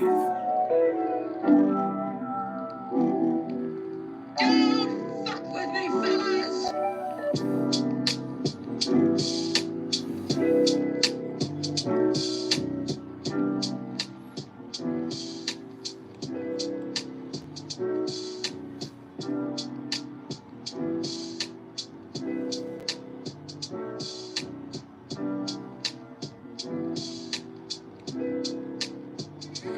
We got some trolls in the house. What's up to the trolls and the hoes? This is priceless knowledge of self.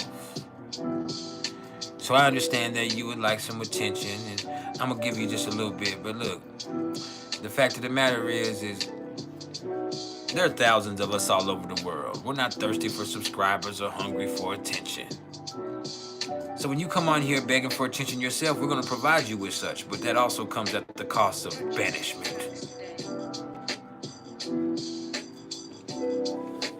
At the cost of banishment.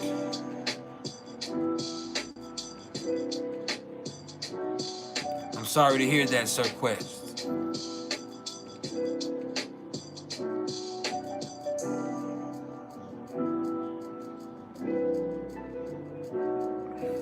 I'm sorry that you went through that.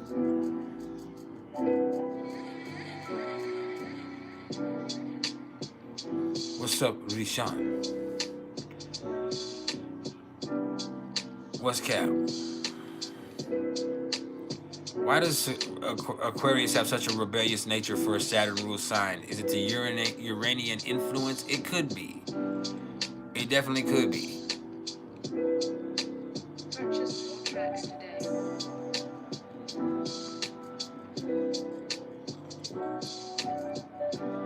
I would say so.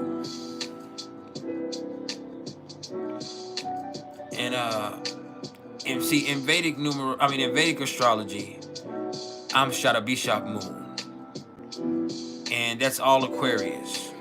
And Shadabishak is ruled by Rahu, and you also have Shadabishak being represented by Varuna. Varuna was once Indra.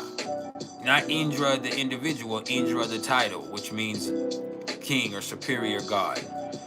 And Varuna was disgraced because Varuna rebelled against his family's wishes. He went against his brother. And so Varuna was taken down from the position of Indra and placed as the god of the midnight sun and the god of the seas. But Varuna also has the power to judge man and God alike. And Varuna is incredibly rebellious and powerful, but Varuna also does what Varuna thinks is right, regardless of what it was told. And Rahu is kind of like the nature of Uranus, Pluto, and Neptune mixed. Or not even Neptune, Uranus and Pluto. Whereas Ketu is more like Neptune and Pluto.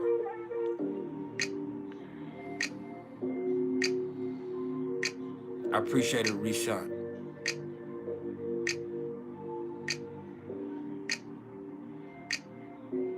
So that's kind of how that goes with that. But Aquarius has that rebellious nature because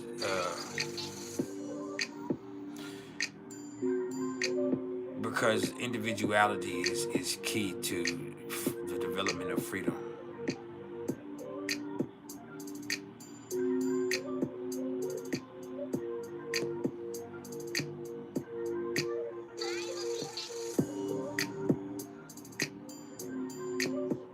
That has that R&B vibe to it also. That has like that Brent Faiyaz type of vibe.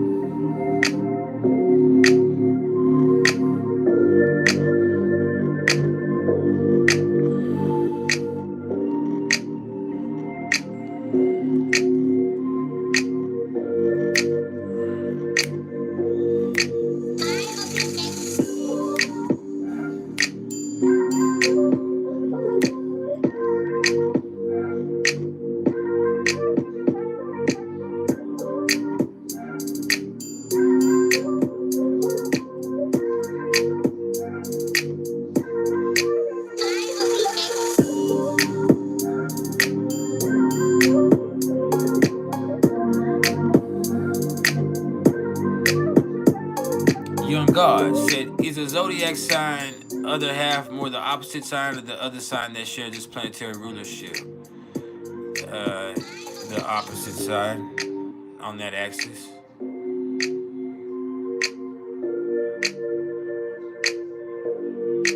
Aries' other half is Libra.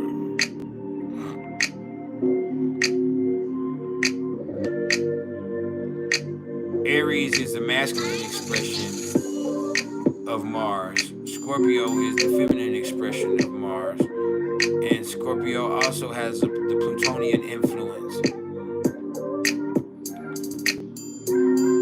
Taurus is the feminine manifestation of Venus. Libra is the masculine manifestation of Venus. Virgo is the feminine manifestation of Mercury. Gemini is the masculine manifestation of Mercury.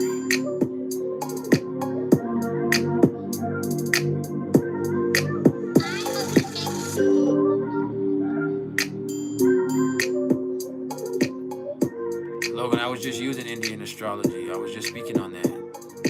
Thanks for your insight, bud. Shut the fuck up.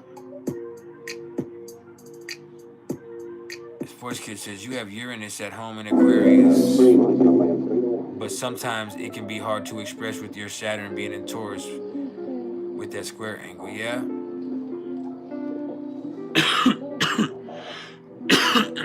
I can see that.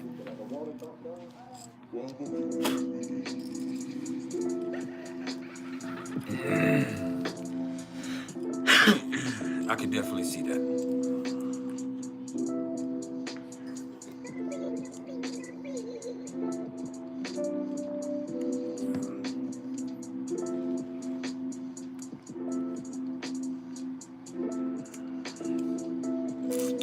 I have Uranus in Sagittarius, 9th 19 degrees in my 3rd house.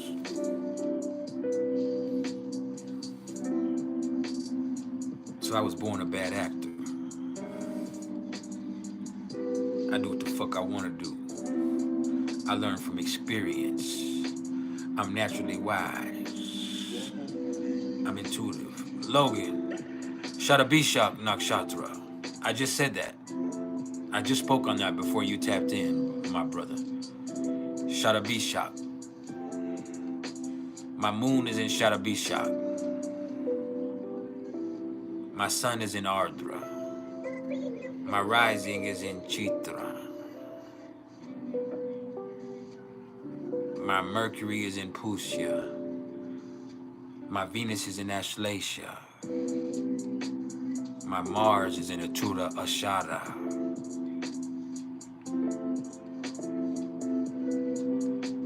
Yeah.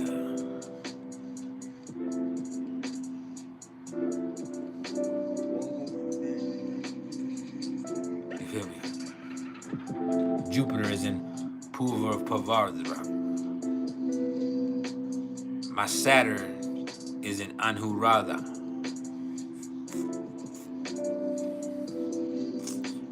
Rahu is in Aswini. Ketu, Chitra.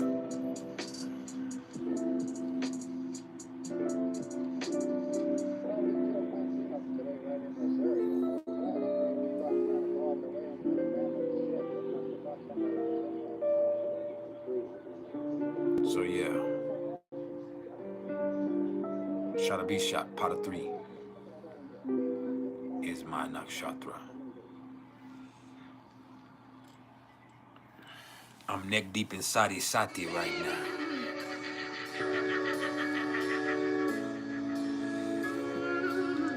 I'm not the one you want to test my knowledge. I'm one of the coldest motherfuckers on this side of the dirt.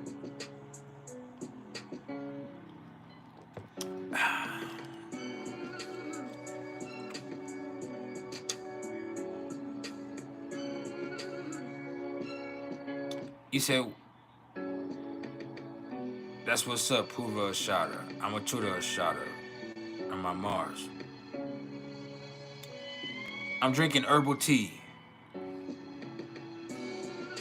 Honey, lemon, slippery elm, and eucalyptus.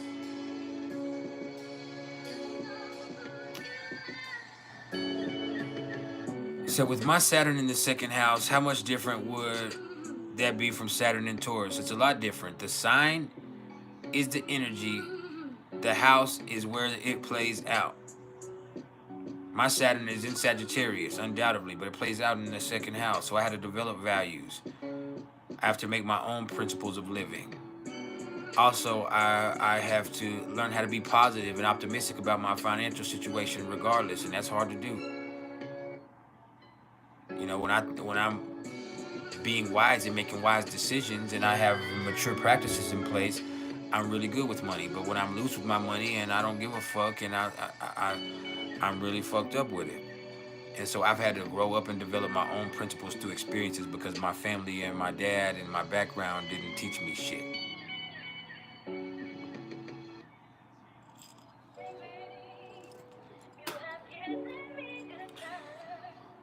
And I also have a karmic lesson number 8 in numerology, which is kind of the same thing as Saturn in the 2nd house. Unfortunately.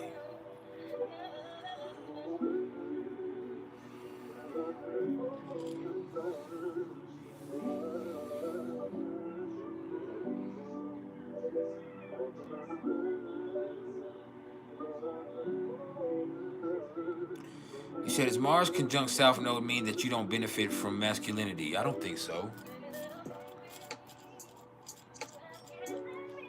I just think that's how you act fundamentally, you know, when on impulse. When Mars is conjunct your South Node. I think it's not in your best interest when you act impulsively. So you need to be more thoughtful in the expression of your ego.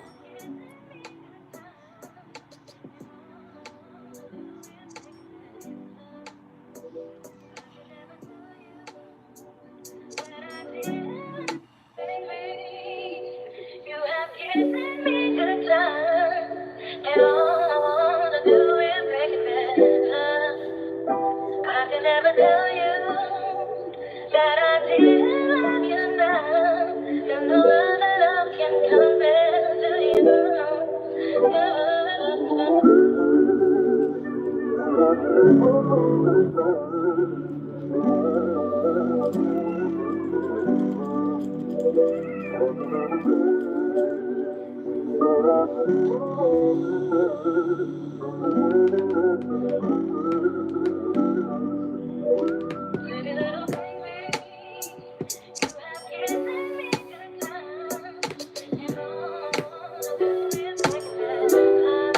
bitch vibing too.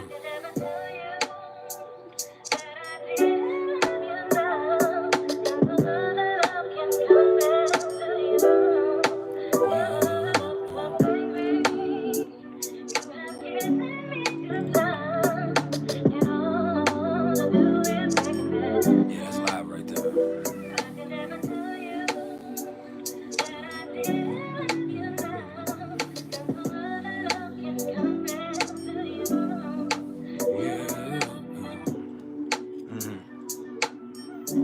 Yeah, we jamming all the way.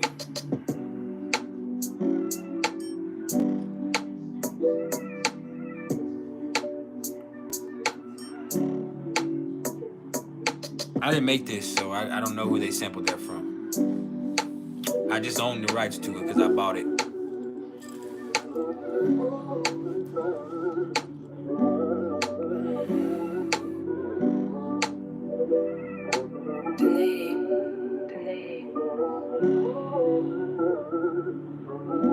It's possible.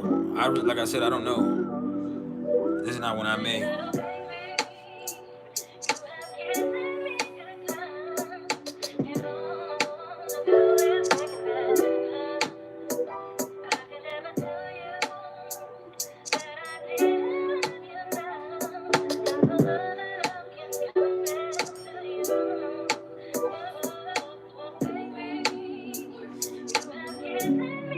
I have before.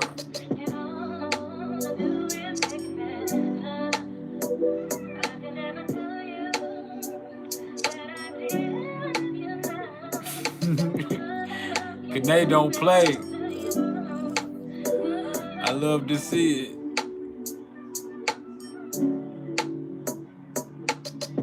Yeah, but that bitch jams right there.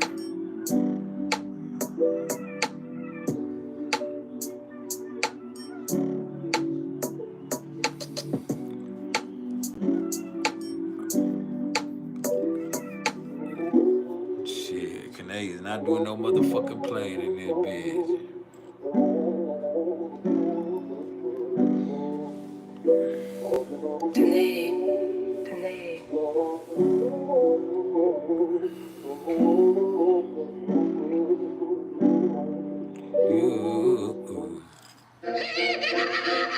We're skipping that one, Beats. Not that though. That's the best one at all of them.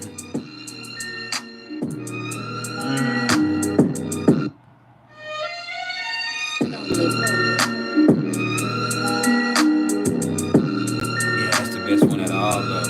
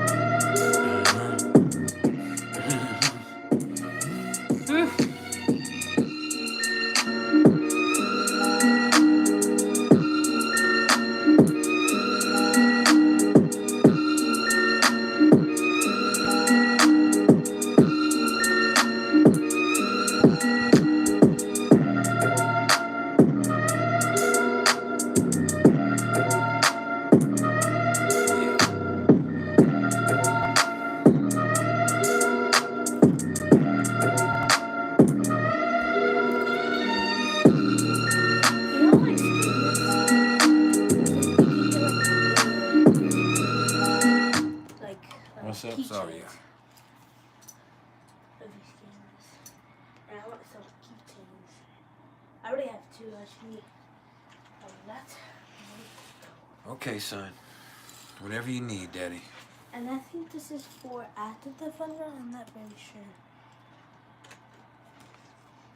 Okay. Did he use the? Did he do what he needed to do? Mm-hmm. Was it regular? Eh. All right, Chief, go. Get out of my room, Chief.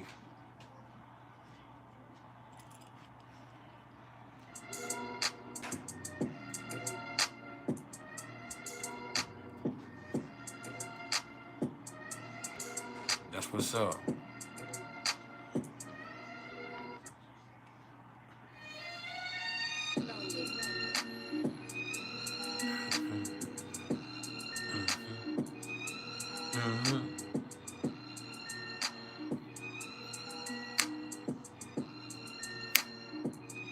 So after today, I probably won't be here tomorrow, but I might. But I definitely should be here at some point on Friday. Just so we know, I'll be back on Friday. There's my baby. He came back. Okay, you can stay in here with Daddy. Come here. Come here. Get up here. All right, you can stay there then. It's a good dog.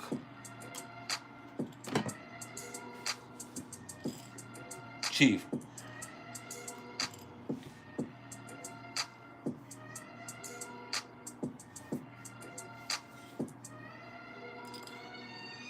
Anyway, yeah. Anybody else have anything they want to get out before we go here soon? I don't know how soon, but pretty soon. We've been here for 3.5 hours. Now I have to go mind the business that pays me. You hear me?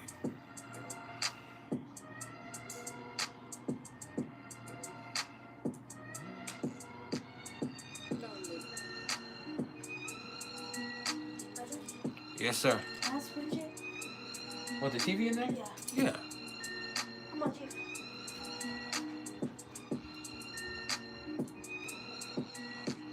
What is conjunct my south node? Nothing is conjunct my south node. My rising is 11 degrees off. Technically it's conjunct, but not really. My ascendant.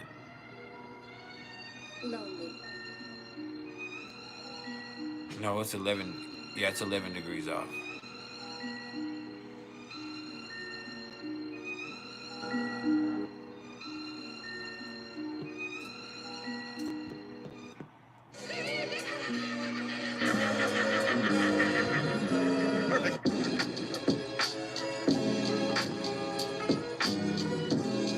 What's up, puppy?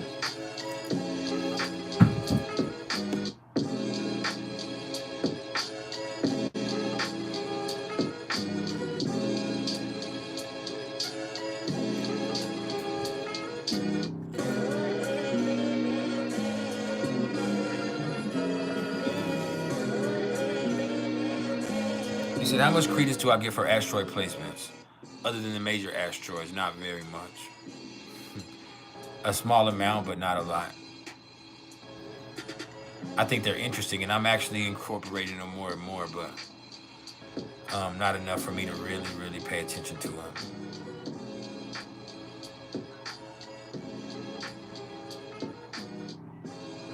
My black moon Lilith is in Gemini in the 8th house.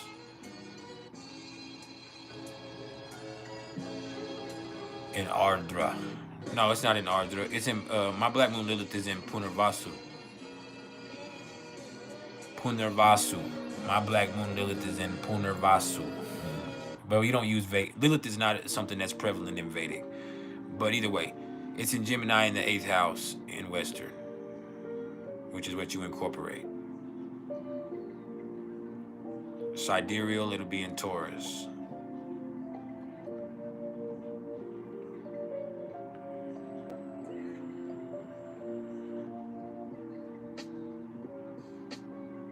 Yeah, my North Node is in my 7th house in Aries. I think I'm here to be self-sufficient within my relationships. Learn to be honest within my relationships. I think I need to be able to work on myself, and that'll help me develop more healthy relationships. Do I know the difference between tropical and sidereal? Absolutely, 25 degrees. That's the difference. And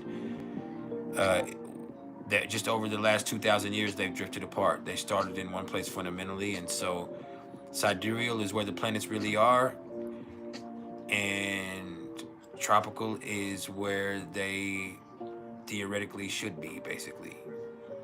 And it's more based on the seasonal equinoxes. So yes, I know.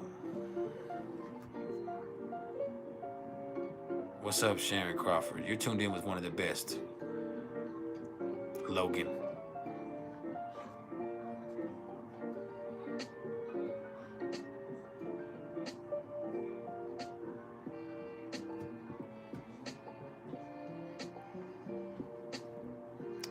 You said, what are the most profound lessons that I have learned that I have to share? I've shared most of them. I've been through a lot of things in my life. I grew up in a biracial home. I grew up both in comfort and in poverty. I found my mother dead when I was 13 years old. I had a sexually inappropriate father who smoked crack. I myself sold crack. I myself was a gang member. I spent 7 years of my life in prison. I spent the last few years of my life enlightening people and sharing this knowledge of self. I had a spiritual awakening about 8 years ago that told me I should use this inherent knowledge I have of astrology and numerology and take it and do something that could actually help people with it.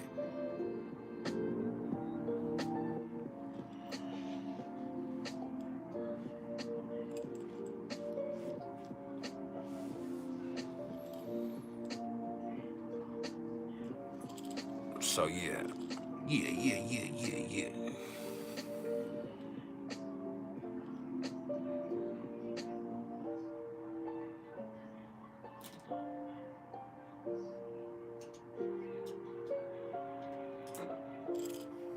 Quit.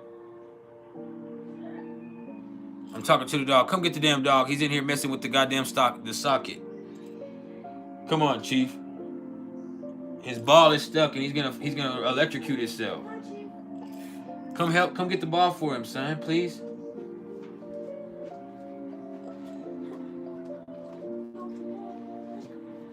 Yes, my son will have an easy time. My son is Maga Nakshatra, so he's blessed and protected by the ancestors. Yeah, close the door, son.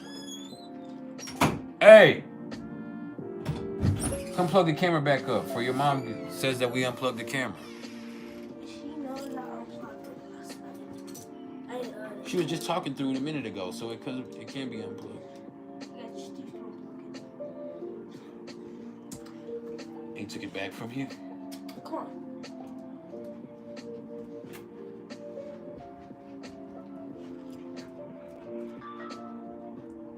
But yeah.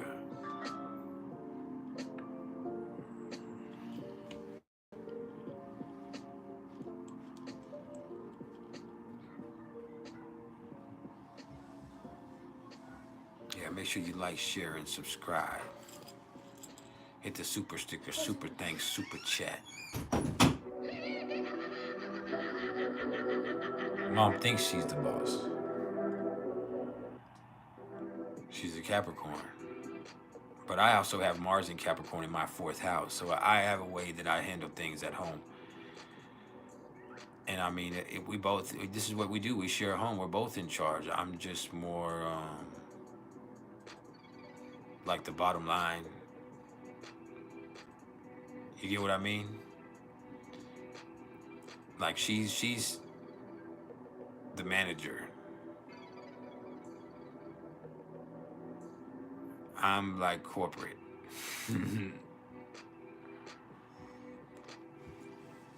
She's the manager. I'm like when corporate gets involved. Oh shit, corporate's involved. Yeah. But I really just happy wife, happy life. And she's a Capricorn. So I allow her to I don't allow her to do anything because that's disrespectful. Let me say, she is very assertive. She's an Aries rising Capricorn sun. Me, I'm way more laid back until it's time for me to lay the law down.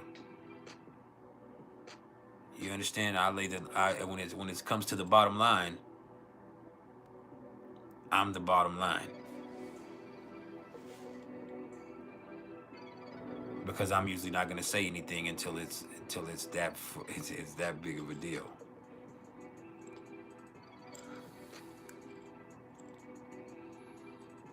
But I'm also stricter than she is. Y'all just saw her on the phone because she's talking about him not listening to her, but I'm way stricter. She has Cancer in her 4th house, contrary to me. So you have to think about it like that. Between us, I'm the more stricter parent.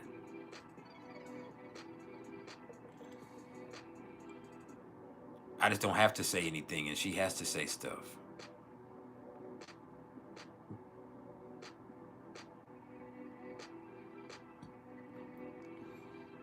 So yeah.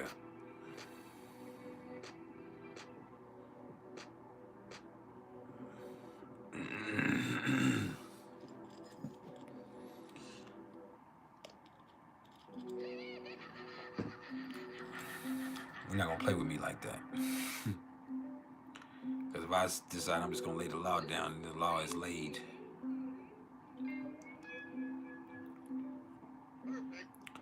So does anybody have any questions before we go?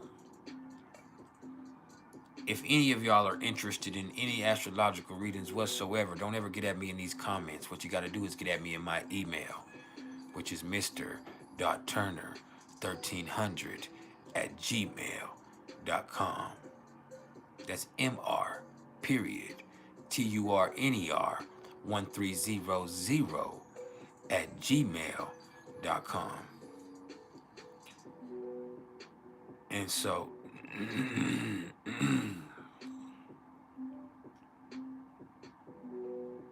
here's the thing.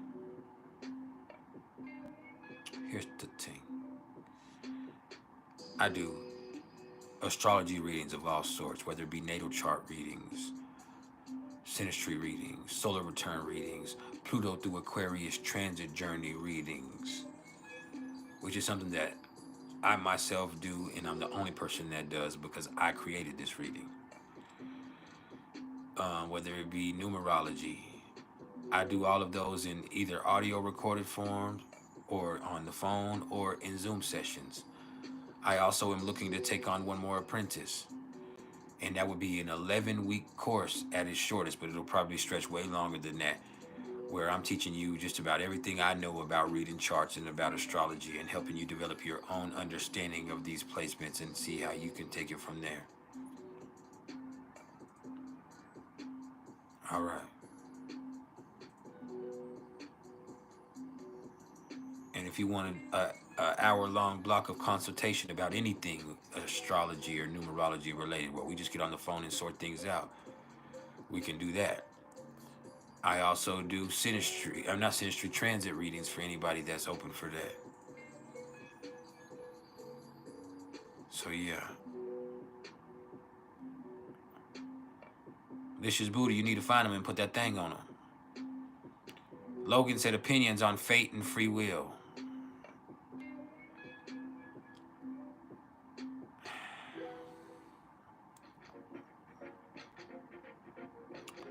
I ultimately think that you set out the path that you would like to follow, but there's a whole bunch of options in each one of that. There's like, when they say you have a life contract, you have this life contract, but there's also lots of loopholes. There's also lots of subtexts.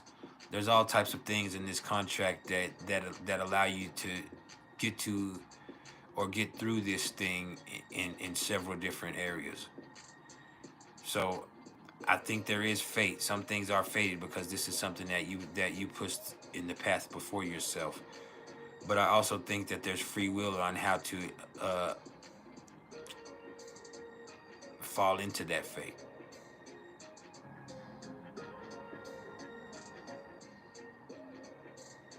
So I hope that was an answer that is adequate for you.